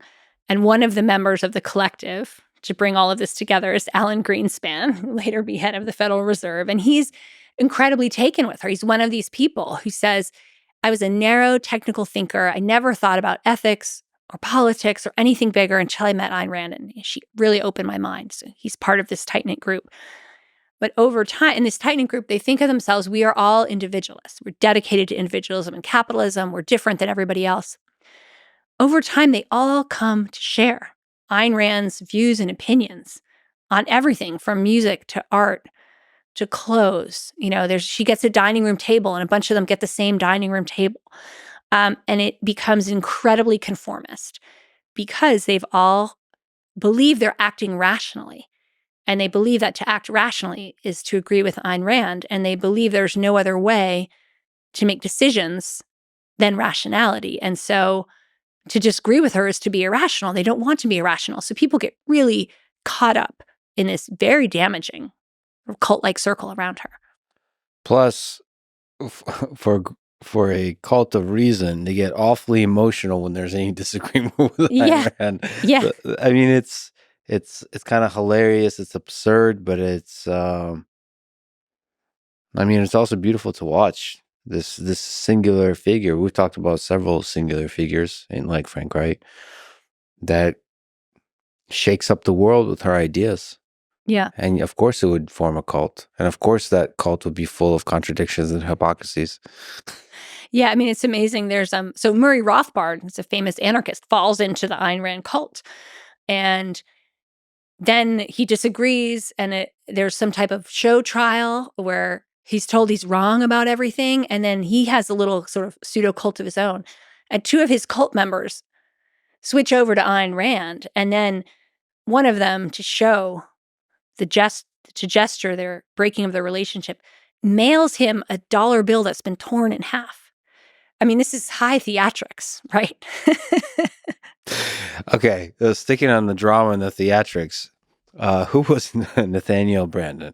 Oh, yes. Can you take me through the arc of Ayn Rand's relationship with Nathaniel Branden to their dramatic falling out in 1968? Yes. So after the Fountainhead is auctioned to be is sold to be a film. So Ayn Rand moves to Hollywood, where she's going to help in the writing of the film. She wants a lot of creative control, and she's also still working in screenwriting and things like this. And so she gets a letter from there's a Canadian student who's written to her several times, and then he writes again and he says, "I'm at UCLA," and she's like, "Young man, you're so full of error. Why don't you come visit me and I'll straighten you out?" And so he comes, and they have this real meeting of the minds. They talk all night. He comes again. He brings his girlfriend. She loves him. And they start this very intense relationship of spending every weekend at her house, basically, staying up all night, talking about ideas. He becomes completely converted to the objectivist worldview. Rand begins counseling him and his girlfriend about their relationship. Very intense thing. Then eventually they graduate from college and they both enroll in a graduate program in Columbia, and they leave. And after they've left, Ayn Rand is just bereft. And within a few months, she packs up her home and she moves to New York. Mm-hmm. Here I am. I like New York better. And so that becomes the seedbed of the collective. And the Brandons, they get married. They change their name to Branden. They've never publicly spoken on this, but many people have pointed out it has the word Rand in the name. So it's some type of acknowledgement of how important she is to them. And time goes on, and romantic feelings develop between Ayn Rand and Nathaniel Branden, who's some 20 years her junior. And they discuss them, and they realize that rationality has led them to the conclusion that they should be lovers. Right. Right. They've rationally decided this. But because they're rational, they need the consent, or at least to inform their partners. They're both married. So they call a meeting and they obtain the consent, or maybe simply inform the others of the rationality of the choice. And then they say, but this is only going to be an intellectual relationship, but we'd like a few hours alone each week. And we don't want to be deceptive, so we want you to know and approve of this. So the spouses who bought into rationality know and approve. One thing leads to another. It becomes a full romantic and sexual relationship. And although it's open within these four people, it is not open more broadly. And so in all these meetings of the collective, got Alan Greenspan, all these other people coming up, drinking coffee all night, talking, they all know that Nathaniel Branden is objectivist number one. They don't know that there's a romantic and sexual relationship happening. It's kept a secret. And then when Atlas Shrugged comes out, it's panned by reviewers. People absolutely hate this book. And Rand is not Howard Roark. She falls into a deep depression because her masterpiece has been rejected. And so then the romantic relationship ends, but the close personal relationship continues. And then over time, Branden, who's still married to his wife, begins an affair with another young woman. And at this point, he has started the Nathaniel Branden Institute to teach objectivism.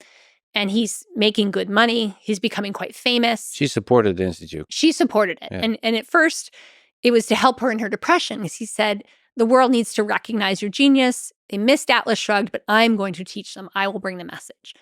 And it's very successful. It becomes its own business. It has a newsletter. It's a whole world. So that small cult around Ayn Rand expands to this whole social network. And it's very much a piece with this burgeoning conservative movement. Objectivists are involved in criticizing the draft. And, there's kind of a libertarian objectivist world going on. All of this is happening.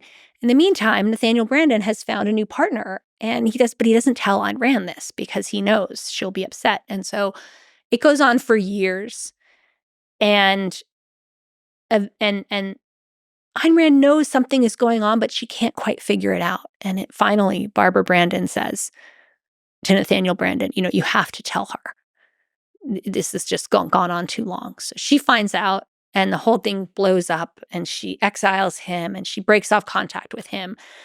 And nobody has ever told what happens. It's called the objective schism. Objectivism breaks in two, because some people say, how could Ayn Rand do anything wrong? And other people say, what is this letter all about? And what did Nathaniel Branden do? And I'm not just going to take her word for it. I need more information. And then a bunch of people, I've read all the accounts of this. A bunch of people are like, okay, they were having an affair. And a bunch of other people are like, no, that couldn't possibly be happening, And so the whole thing breaks up. But what I, argue in my book is actually this is to the benefit of Rand's ideas, because Rand herself was so controlling over her ideas. And now that she steps back from a public role, objectivism flows into the student libertarian movement. Some objectivists become conservatives. It just kind of spreads out more generally, and you don't have to drink the Kool-Aid. You don't have to take the official course. Nathaniel Branden goes on to be part of the self-esteem movement, sort of human potential movement, California. And Ayn Rand lives, another 10 years or so, but she doesn't do major work after that. So since we were talking about some of the,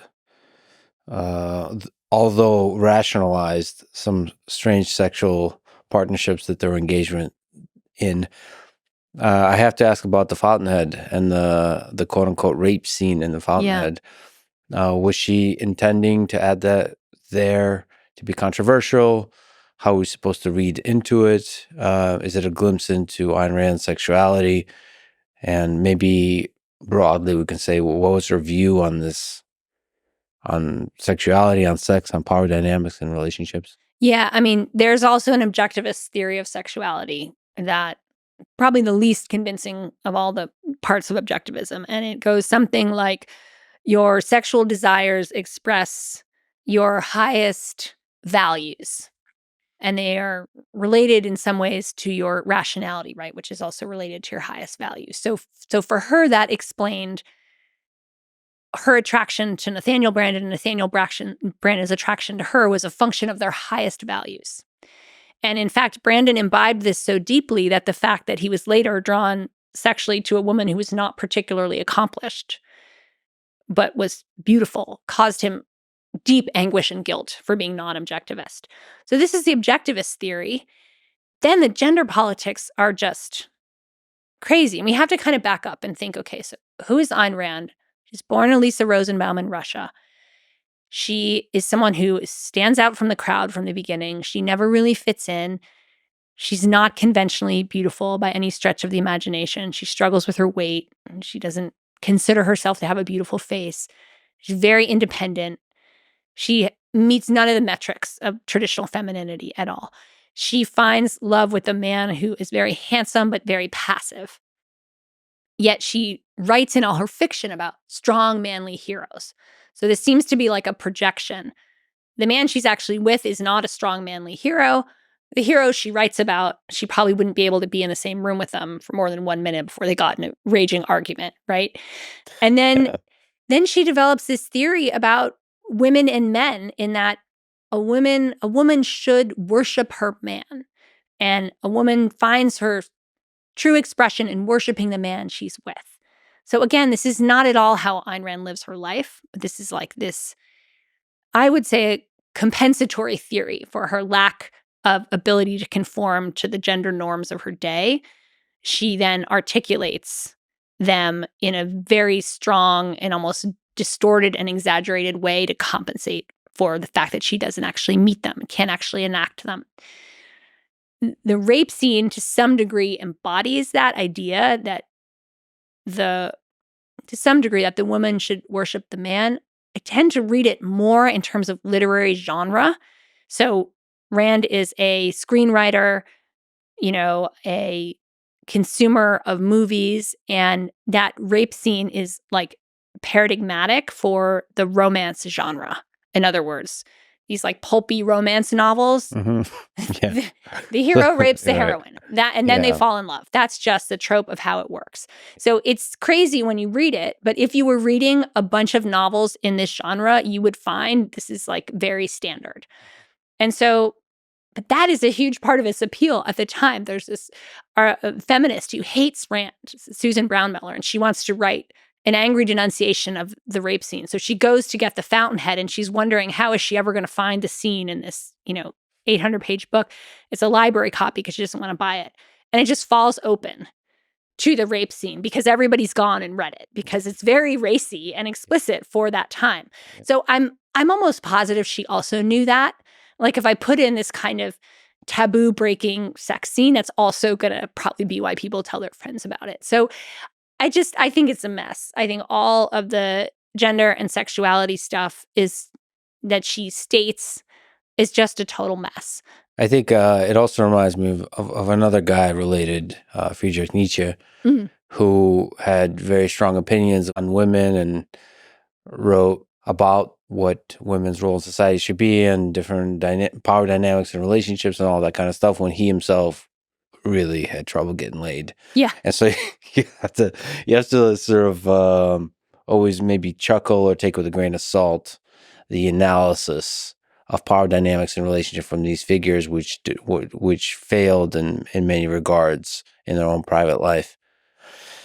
You mentioned feminists. Would you consider Ayn Rand a feminist? I mean, she's almost an anti-feminist because she then goes on and someone writes her a letter about like, should there be a female president or something? This is like the beginning of feminism. And she says, no, no woman should ever be president because if she's president, she wouldn't be able to look up to any man because she would be so powerful. And therefore she would be like corrupt and like rotten in the soul and like unfit to be a leader. And it just makes no sense. But that said, she's a woman and she's one of the most powerful intellects in the 20th century. Yeah. And so it's the contradictions. I mean, Nietzsche is full of contradictions of this sort.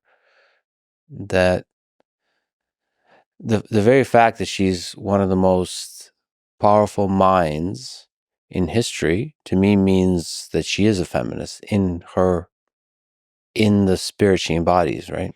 In what she represents. I mean, she lived the ideals of individualism in her life and set aside gender norms in her own life, but she did not see herself as part of she did not see herself as doing this for the benefit of other women or to change society's views about women.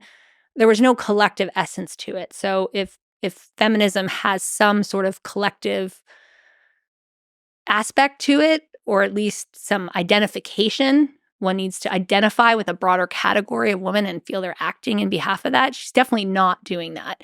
And she did, she was fair to women in her life, promoted them in her life, but did not, she was very negative about feminism. And then because like they dress terribly, and then the other thing, it's really interesting. There's all these kind of homoerotic themes in her writing.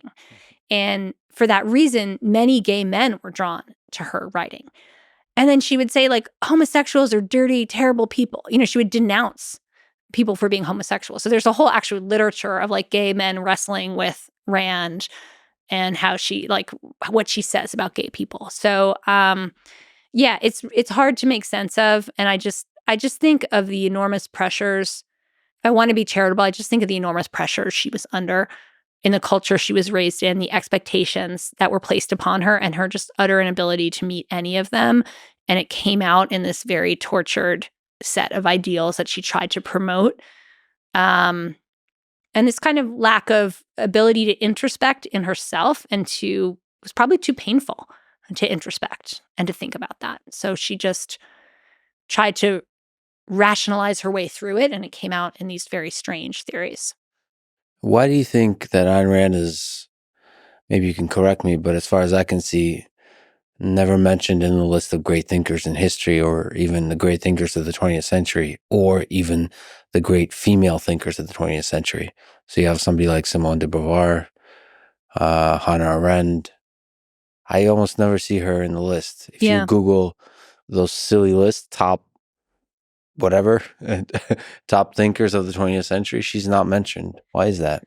A lot of people just deeply dislike Rand. They deeply dislike her ideas. They don't think they're profound because they're disconnection from other ideas and other understandings of human society. I think where you could look at them and say, these ideas are very provocative and they're very deep because she's not taking anything for granted and she's flipping everything around and forcing you to really think.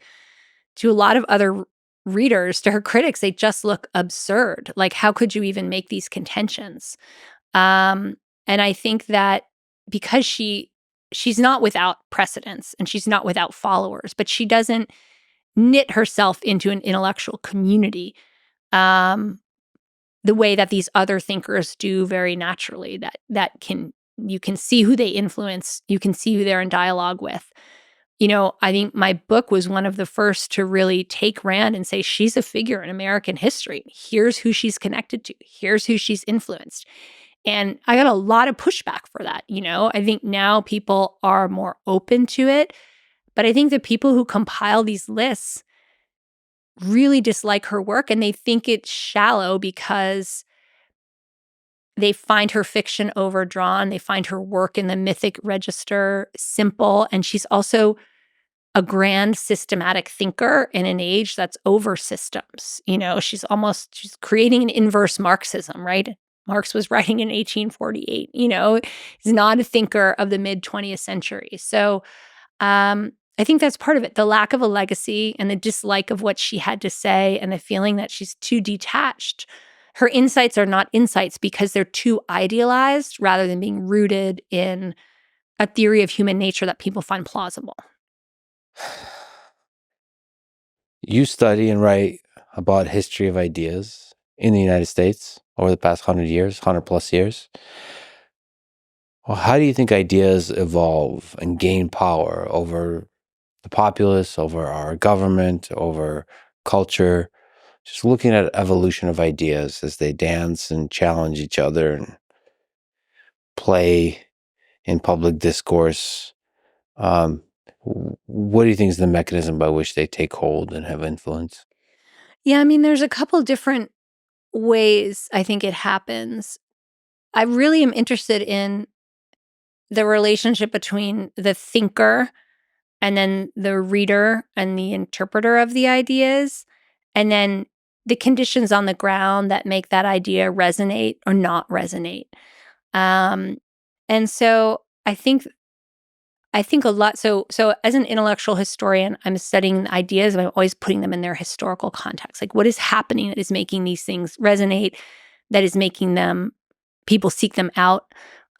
So for Rand's case, she has this credibility because of her experience of communism, which is one of these defining moments of the time. And then I think the idea comes out in a sort of pure form, and then other people rework it and reshape it as they read it. And I'm really interested in how people form communities around these ideas. So a bunch of people started calling themselves objectivists and getting together to read Rand's work. That was spontaneous and ground up and wasn't supported by any money. Nobody planned it. It just happened. Friedman's a different case in that he joins an established tradition of thought that's been institutionalized in universities. So people are signing up and paying money and getting credentialed to learn these ideas. So to my mind, these are two different ways, but really emblematic ways of how ideas spread. So Rand, I think of as more bottom up, like people encounter the idea in a book. They're kind of blown away by it, or they imbibe it without even realizing they're imbibing it. And then they're like, well, maybe I don't like Franklin Roosevelt so much, or maybe I'll look another time at Barry Goldwater. And then whereas Friedman, you get the idea more top down. I know I'm getting the idea. I know I'm being positioned within a sort of elite discourse of economics.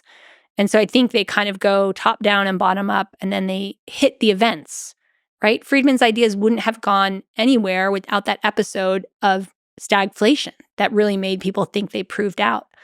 And I think Rand's ideas really caught fire in Cold War America that's looking for a statement of like, what does it mean to be an individual? What does it mean to live in this mass society? Because it's also a time of great social conformity and where people are suddenly, they're working for large corporations. They've been served in a large military. The United States is stepping out onto the world stage. Everything is bigger. What does it mean to be an individual in that world? And that's where Rand's ideas catch fire. So I think a lot about that, about how they trickle through different levels of society, and then how ideas collide with experience, I think is critical. What do you think about like when they actually take power in government? So I think about ideas like Marxism and how that evolves into the Bolshevik Revolution, and how that like takes hold in its implementations. Or you can think about Nazism and with Hitler, where it goes from a small number of people that get real excited about a thing, and then like somehow it just becomes viral and takes hold and power, and then that has its consequences. When I think about this sort of historical path of communism and the kind of logics and dynamics of communism, I mean, in many ways, it has some echoes with Rand in that, the ideology in its purest form is almost it's a rationalist ideology of some ways. It's an analysis of history and how things are supposed to be. And I think you mentioned Hannah Arendt. I think she has one of the most kind of penetrating analyses of communism, which she really puts in the category of like it's a logical ideology. Logic leads inexorably to its conclusions, and then experience crops up, and experience is different. And what is a sort of cult of rationality do when it hits experience? Well, it tries to bend experience to its will. And that, I think, is really the story of communism writ large. So the question, though, is why does it catch fire? Why does it draw people into political allegiance? I think in the case of communism, it's this dream of a more ethical world, dream of equality, dream of the powerless rising up against the powerful. I mean, that's that's drawn in so many. And then you had the whole addition of Leninism, which gave a kind of international cast to that and helped people think about what are the relations between poorer and richer countries and what can we expect out of them and what might happen, gave a sort of a framework for thinking about that in a time when the world was becoming more interconnected and those differences were becoming more obvious. Fascism to me is unleashing more something primal, something sort of dark and primal within people. And it's more a permission structure to indulge in that is normally not there. Those impulses are normally channeled or held down. And it seems that when the fascist regimes come into power, they give people permission to let those forces out. I think on communism, going back to that lecture that Ayn Rand gave, I think what rings true to me a little bit is that what fuels it is a kind of maybe not resentment, but envy towards the people that have the have-nots versus the haves. And there's some degree to which Nazism has the same of envy towards some group, resentment towards some group. So it's given the environment of hard times, hard economic times, combined with the more primal just envy of not having and seeing somebody who has it and just constructing a narrative around that can become a real viral idea. Yeah, it seems like communism is more animated by this idea of injustice. The world is unjust. It should be different. And fascism seems like the process of scapegoating, right? We've identified the source of the problem, and it's this group. And they need to be punished for what they've done to the rest of us. There is a primal thing, going back to literature, in 1984, 2 Minutes of Hate, where you can get everybody real excited about hating a thing. And there's something primal about us humans where once you're in that state of hate, anyone can direct that hate towards anything. Yeah. Towards any group, towards any idea, towards anything. Just because we could get caught up in the mass hysteria of the hatred. It's a dangerous thing. Yeah. You floated the idea, I forget where, of pivoting for your next book towards maybe writing about postmodernism, which is a set of ideas almost the opposite of Ayn Rand's philosophy. So can you maybe explain your curiosity about, first of all, spaces of ideas, but maybe postmodernism?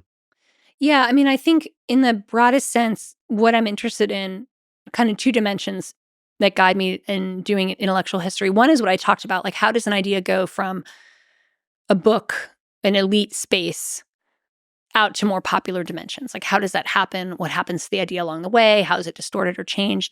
And the other is just search for meaning in sort of a post-Christian era or a secular era. Like what are people coming up with? And I think to replace that void in their religious or spiritual lives. I think both Rand and Friedman offered these sort of alternatives, right? Objectivism, quasi-rationalist religion. People take economics as a theory of the world that you can almost believe in it, right? It can almost take that place. And in both cases, how do those ideas travel? When I think about postmodernism, it first struck me, if you read the original postmodern thinkers, it's really tough going. I mean, I make my students do it and they suffer. I think they see it's worthwhile, but it's no fun to read Derrida, But somehow it's trickled down into how do we go from like Derrida to Tumblr? Mm-hmm. And I sort of realized this has happened with postmodernism. It's followed the same path, that say from Milton Friedman's economic theory to, free to choose on YouTube. We've had a similar path of, high French theory down to Tumblr. And, I, sexually identify as an attack helicopter or whatever it may be, And so that was really interesting. And then I also thought, well, at the same time, this is clearly a structure of meaning.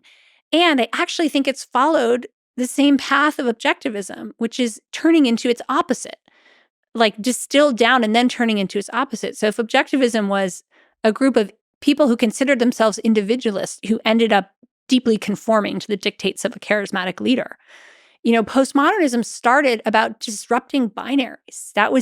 We're going to be fluid. We're going to go beyond the border. We're going to disrupt the binary. And it's devolved in its popular forms to the reinscribing of many different binaries. Oppressor and oppressed, has become this like paradigmatic set of glasses you put on to understand the world. So I think the dynamics are very, very similar. So I think it's something in the traffic of the idea from its pure form to its popular form, and then how it gets politicized or mobilized in different ways. And behind it all, I think, is this human longing for meaning and the inadequacy of the traditional ways that need was met at this point in time. By the way, that going from pure form to popular form, I remember, this might be before the internet, but when I was in college reading Derrida and Foucault and like not knowing context at all, it was just interesting. All right, this is like I'm able to read pure encapsulations of an idea and just kind of like, oh, all right, well, that person believes that. And you just kind of hold it. But then you realize if you actually take the pure form of that idea and then it creates a community around it, you realize like what that actually becomes. Yeah. And you're like, oh, yeah, no, I don't. That's not. Although I do consider myself sexually an attack helicopter. That's it. Identify sexually. Yeah, it's beautiful. Okay. Your process of researching for, let's say, the biographies of Milton Friedman, Ayn Rand, seems like an insane amount of work. Yeah. You did incredible work there, going to the original sources. Can you maybe speak to that? What is required to persevere and to go for so many years, to go so deep to the sources? Yeah. So I mean, I go to the archive. That's where I feel like I'm communing with the dead in some ways. I'm seeing what they saw in some ways and reading what they felt. And I tell my doctoral students, it's got to be something that gets you out of bed in the morning, because there comes a point in your doctoral career when there's nowhere to go, there's nowhere to be. You got to be getting up because you're interested in what you want to study. And so with Rand, it was this real sense of discovery. Like, I am discovering, I want to know about this woman. I want to know where she fits. And the only way to find out is to do the research, And so, I like to go deep. It's really interesting to me. And I should say in both of these cases, I've done it in an institutional structure. I don't know that I would do it independently. So the first was a graduate program in history. It was at UC Berkeley. And so I had coursework, and then I had structures, and I did have people to check in with and read, but I had a great deal of latitude. I'm very grateful for people are like, you wrote a dissertation on Ayn Rand at Berkeley? I'm like, yeah, hell I did. Mm-hmm. Berkeley's like, it's a great place. And at the time I was there was absolute room for free inquiry. Oh, can you just like linger on that? So when you said that you're doing that and doing a dissertation on Ayn Rand, did people get upset? No, I did have a friendly critic who took it upon himself to throw at me everything he thought the outside world would throw at me. I think maybe 5 or 10 years earlier, it wouldn't have been possible. But the most important thing the person I really had to convince this was worth doing was myself, because I knew it was an unconventional choice for the field and for a dissertation. But once I convinced myself, I just said, well, we're going to do this and see. And because it was unconventional, it ended up standing out. But it really was the time. I started it during second Bush administration, second George W. Bush, second term. People were interested in just conservatism in general and felt, no matter where they stood on the political spectrum, felt like objectively we don't know enough about this, and this is a problem. And so they were open to learning more. So I really kind of caught that wave in scholarship and caught that wave in American culture where people wanted to know more. And we should probably say that, Ayn Rand is, at the very least, as you've mentioned, a kind of gateway to conservatism. Yes, I called her the gateway drug, in that people start with Rand, they're taken by her. In some ways, she takes the worldview of Milton Friedman in terms of what capitalism can accomplish economically, and then she puts it in this mythopoetic register and she fictionalizes it. So once people have absorbed that, they want more. They go on to learning more of the ideas behind that vision, or they have become true believers. They've converted. And so then they head off to work for a politician, to work for a think tank, to work for a party. It's absolute traffic. Now, not everyone. There's plenty of people who read Ayn Rand who don't take the politics in. It's a nice story. It's interesting. Just an episode in their life. But for others, it's really foundational. It really, really changes them. So those were the people I wanted to track very deliberately. I wasn't trying to do in the round everything about Ayn Rand. I was like, Ayn Rand and the American right. Goddess of the market, Ayn Rand and the American right is the title. So where did they take her, those who took her in this political direction? What difference did she make? If we return to like your process. Yeah. So you're showing up, you're reading sources, mm-hmm. and you're like, is it kind of like the process of discovery? You're just kind of like taking it all in and seeing what unifying ideas emerge, or maybe special moments that illustrate an idea emerge? Yeah. I know with the biography of a person, I am already given a start and an end date and a rough narrative of what happens. So I have a kind of structure. And then with Rand, both with Rand and Friedman, I started by reading their major books before I really read anything about them, because I wanted my own experience of the material to be fresh. And I had read some Ayn Rand, but not a lot. Similarly, I had read some Friedman, but not a lot. So I at first is like, let me read the major stuff, get oriented, and then just dive into the archive and see what's there. Who are they talking to? What's going on? In Rand's case, I was interested in her in the United States, not her in Russia. I didn't have the language skills to do that. So I start her in the United States, and I start when she publishes her first book, and she starts getting letters. And who is she writing to? Who's writing to her? And then I start to uncover this world of kind of nascent conservatism. And I'm kind of putting that together. And once I have enough, I say, well, that's a chapter. I'm going to cover that chapter.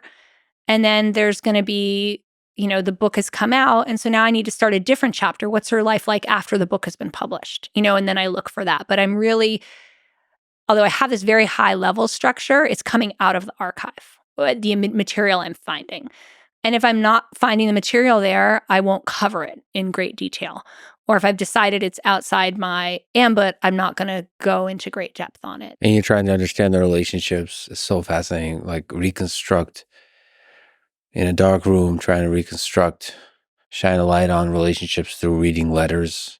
It's interesting. Yeah. Yeah. Correspondence is really, really helpful. Drafts, correspondence. And, someone this famous, they have oral histories, other people write about them. So you're reading all these different things and kind of triangulating and trying to sort of put them together, and then think about, how do I present this in a compelling story? And what do I need to explain?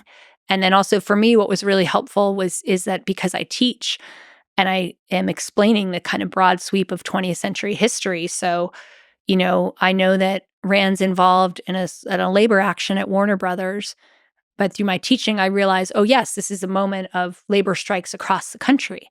And so then that really changes the origin story of Atlas Shrugged, because she's looking at labor actions, and she originally was thinking of the book as being called The Strike.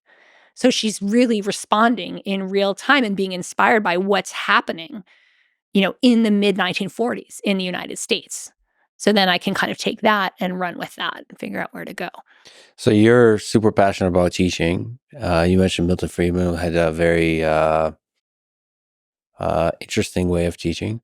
So how do you think of teaching history of ideas, teaching bright young minds about the past? Yeah, I mean, it's great. It's really inspiring. The old school kind of dominating way in which Friedman taught would not fly in today's university.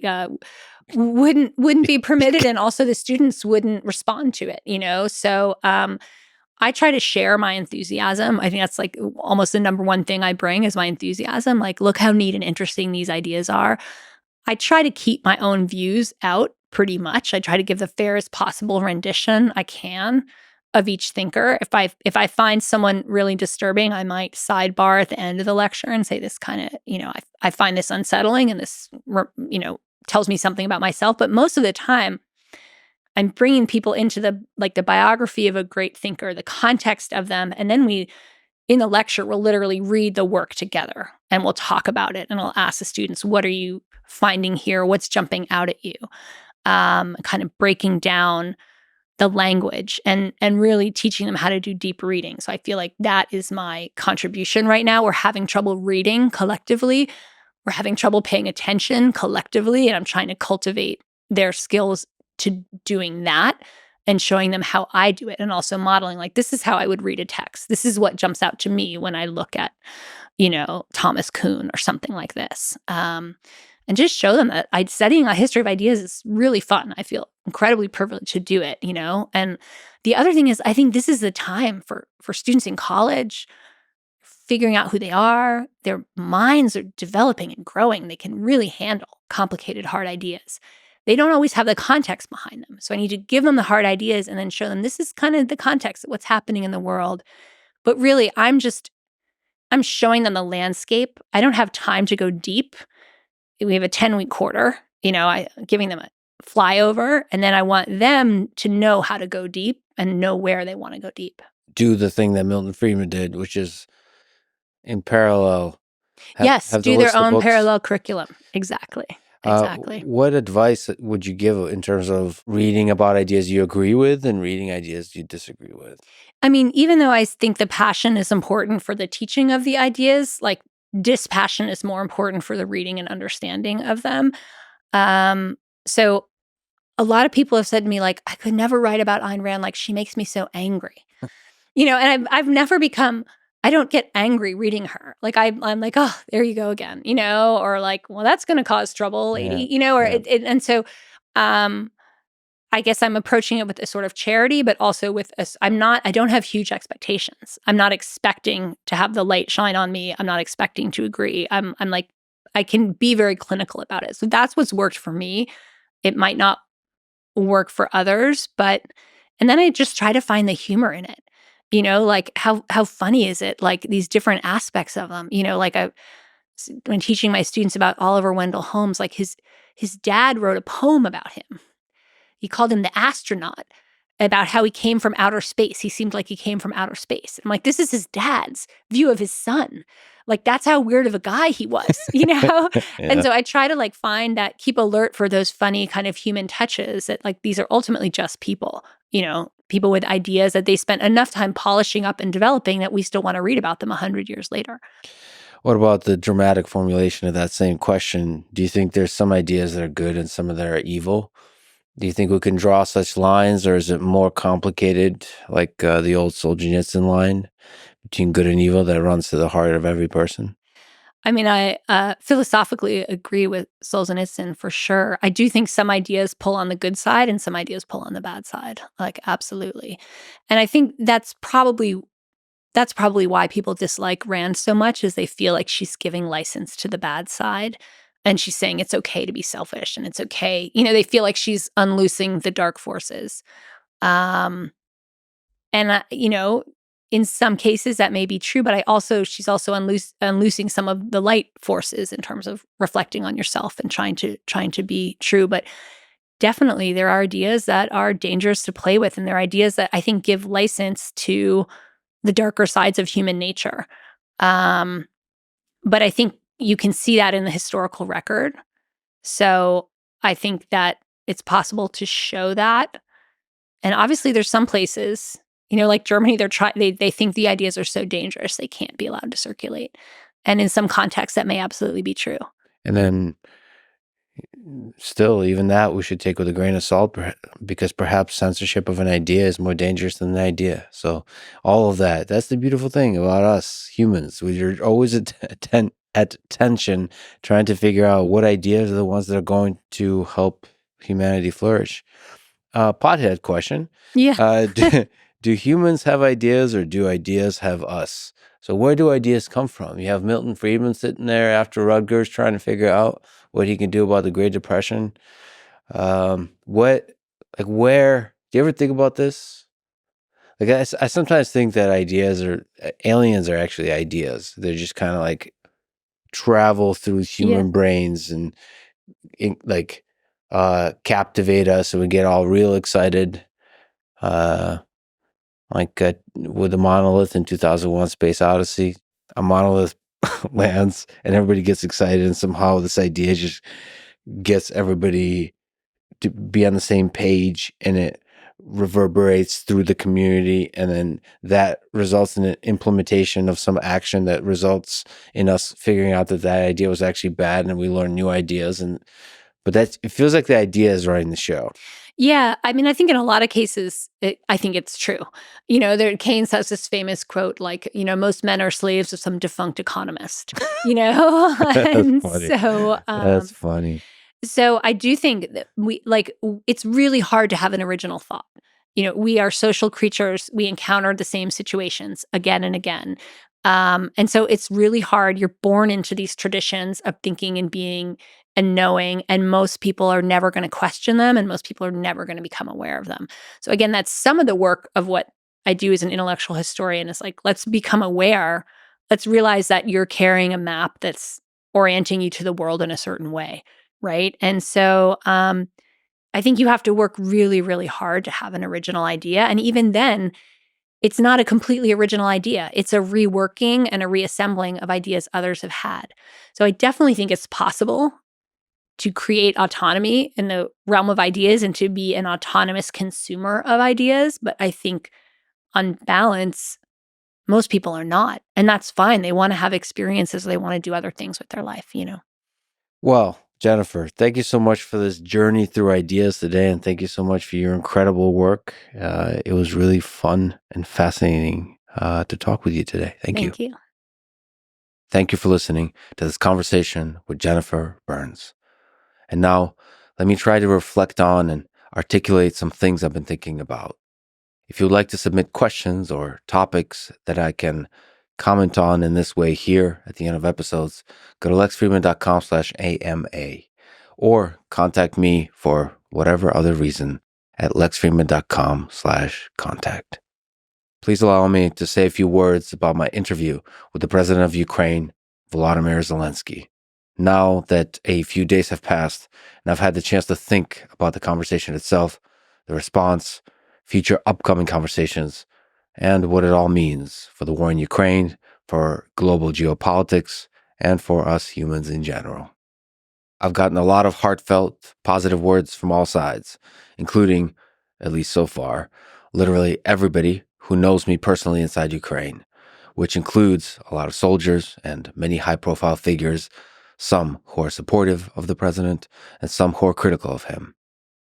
Literally all private communication has been positive and supportive. This is usually not the case with me. Friends usually will write to me to criticize and to disagree. That's the whole point of friendship, to argue and have fun doing it. There was none of that here, at least so far. So thank you for your support and kind words. It means the world. The most common message was, please keep pushing for peace. I will. But online, on the interwebs, I saw a lot of attacks, sometimes from swarms of online accounts, which of course makes me suspicious about the origin of those attacks.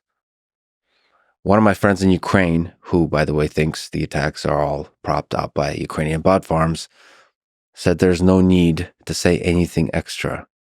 Let the interview stand on its own. Just keep focused on the mission of pushing for peace. Basically, he's a Ukrainian version of my other friend, Joe Rogan, who to this day says, don't read the comments. This is generally good advice, and I try to follow it. But I'm also a human being. I wear my heart on my sleeve, and this interview, this war, for me, is deeply personal. And the level of vitriol, misrepresentation, and lies about the conversation and about me personally was particularly intense and disingenuous. So I thought I would use this opportunity to say a few words, just speak a bit more about how I approach this conversation with President Zelenskyy and conversations in general. This interview is something I poured my heart and soul into, preparing a lot. I've described parts of the preparation process I follow in the outro to the Zelenskyy conversation. But in general, let me say that I've read a lot, listened to a lot, and had a lot of private conversations with people on the ground. I have many flaws, but being unprepared for this conversation is not one of them. 2 low-effort attacks got to me a bit, if I'm being honest, though I am learning to take it all in stride. First attack is that I'm unprepared, uninformed, or naive. I don't give a damn about the trolls, but I want people who listen to me, who support me, who care about my words to know that this is not the case. It never will be the case for future conversations, especially ones of this importance. I work extremely hard to prepare. Second low-effort attack that got to me a bit is that I'm a shill for Zelenskyy or a shill for Putin. Both accusations were hurled readily and freely by the online mob of all persuasions, by the left and the right in the United States and Europe, by the pro and the anti-Zelenskyy people in Ukraine or of Ukrainian origins, and by the pro and anti-Putin people in Russia or of Russian origins. As I've said over and over, this is not the case and will never be the case. I'm a shill for no one. More than that, I just simply refuse to be caught in any one single echo chamber. It's an ongoing battle, of course, because social media algorithms and the various dogmatic groups and tribes out there want to pull you in to their warm embrace of belonging, and humans want to belong. But the cost of the path I have chosen is that I will never belong to any one group. In the end, like many of us must, I walk alone. And I try to do my best to do what is right, to my independent heart and mind, not what is popular with any one group. My goals for this conversation were twofold. First, give a large platform to President Zelenskyy to explain his perspective on the war, and to do so in a way that brings out the best in who he is as a leader and human being. Second goal was to push for peace, and to give him every opportunity possible to signal that he's ready to make peace, and to provide his vision for what that might look like. And just to be clear, by peace, I mean long-lasting peace that minimizes suffering of people in the region and maximizes the flourishing of humanity in the coming decades. The war in Ukraine has led to over 1 million casualties and growing every single day. For some people, torn apart by loss, tormented and forced into a state of anger and hate, peace is a dirty word. To them, nothing less than justice must be accepted. I hear this pain.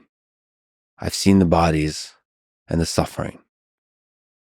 It's true, peace will not bring back your loved ones, but it will prevent further slaughter of more people, each of whom are someone else's loved ones.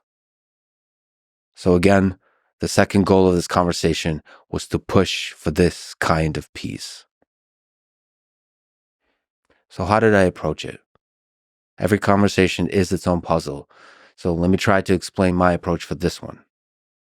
As I've said, I read and listened to a lot of material since February 24th, 2022. There would be many weeks over the past 3 years where I would spend every day, over 8 hours a day, of focused reading and research.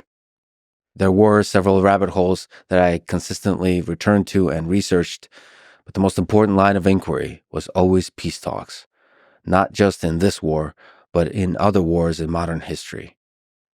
For this specific war, as part of the background prep, I would take notes on every single perspective I could find on every single major diplomatic meeting and negotiation that happened in Ukraine-Russia relations since 1991.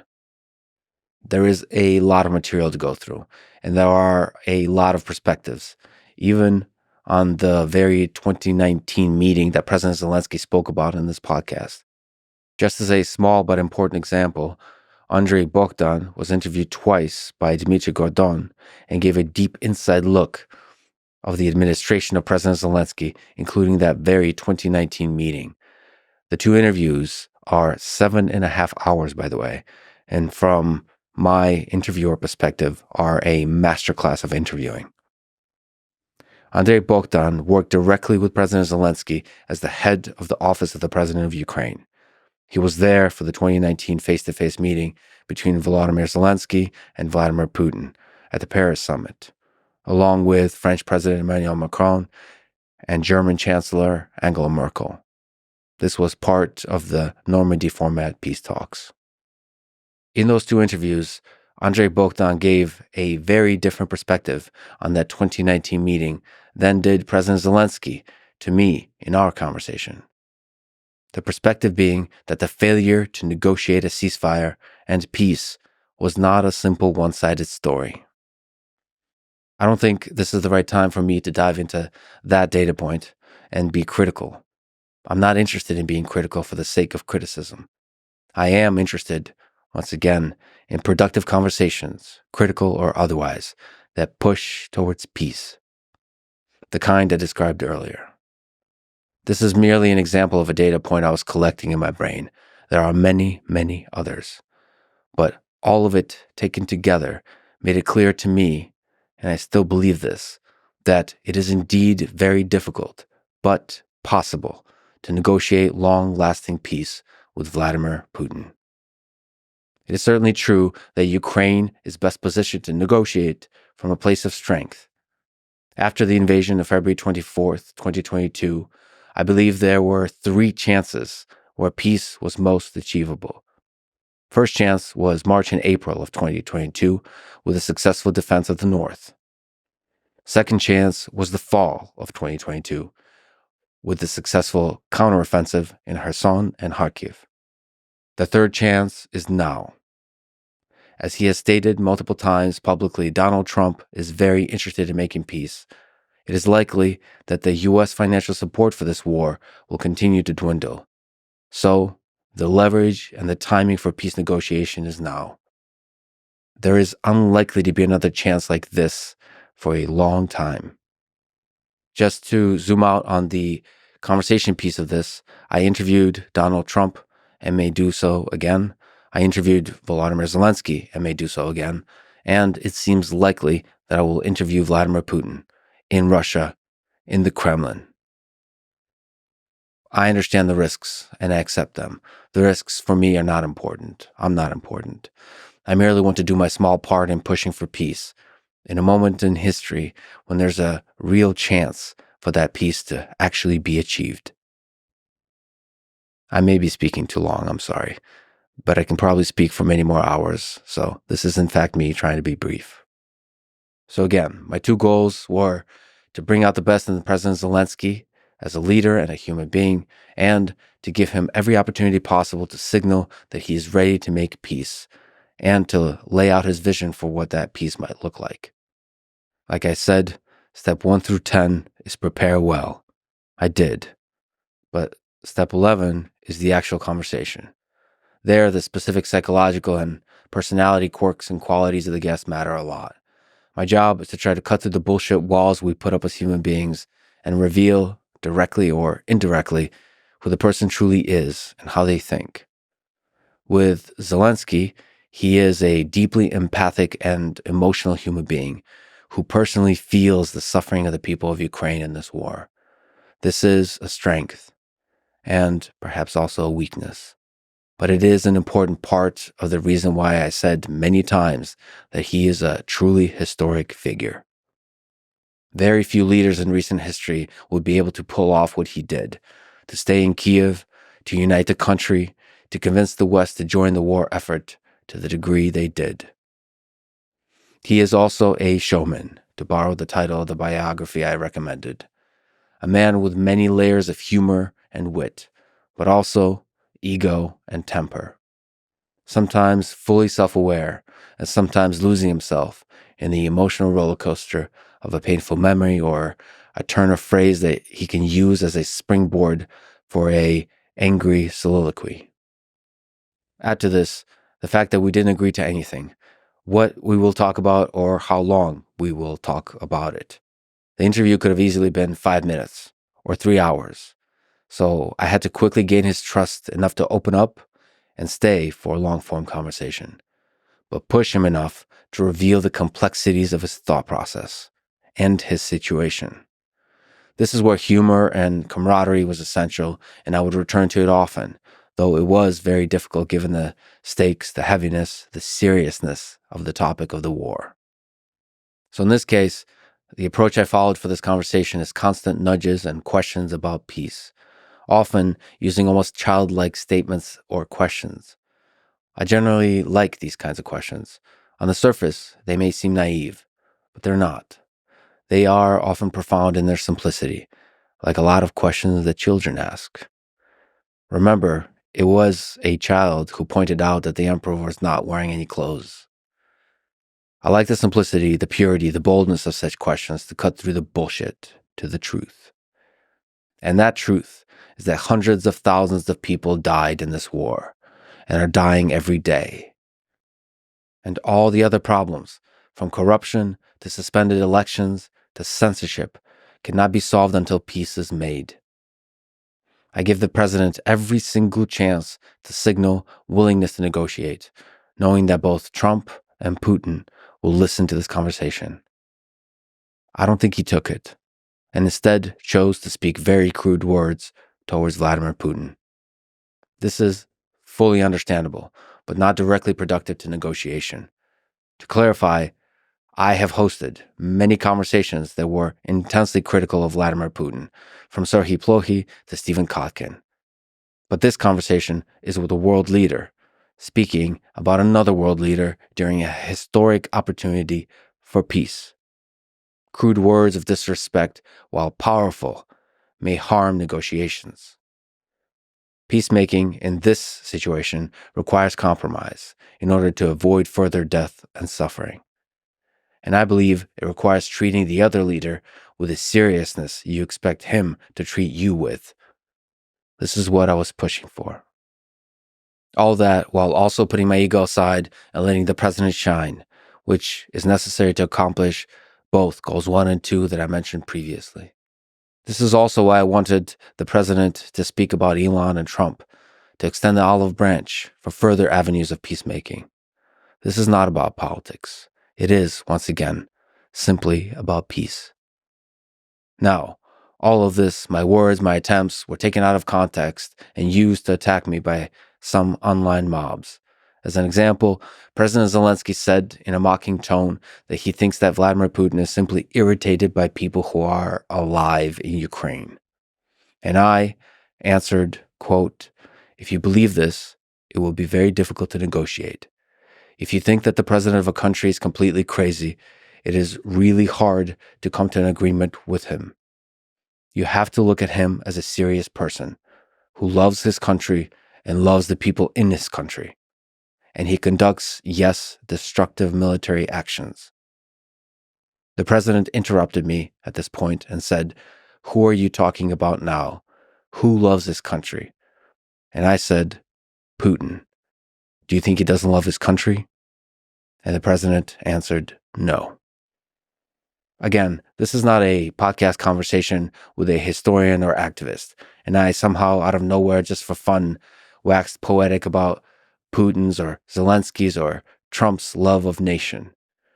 It is a conversation with a world leader discussing the opportunity to negotiate peace when a large number of people are dying every single day. Even if the heart boils over with hate, leadership now requires sitting at the negotiation table and compromising. This may be painful, but it is necessary. There are a few other places in the conversation where some online mobs took my words out of context and used them to call me naive and to call for more war, saying peace is impossible with a man who they claim is the second coming of Hitler. My friends, if you make such attacks on this conversation, it is in fact you who are naive and ignorant of the facts of history and geopolitics. Peace must be made now, in order for death and suffering to stop, in order for Ukraine to have a chance to flourish, and in order for the drums of a global war to stop beating. A global war that would cripple humanity. This was my goal. Once again, to push for peace. And I will continue this effort to the best of my ability. Thank you. I love you all.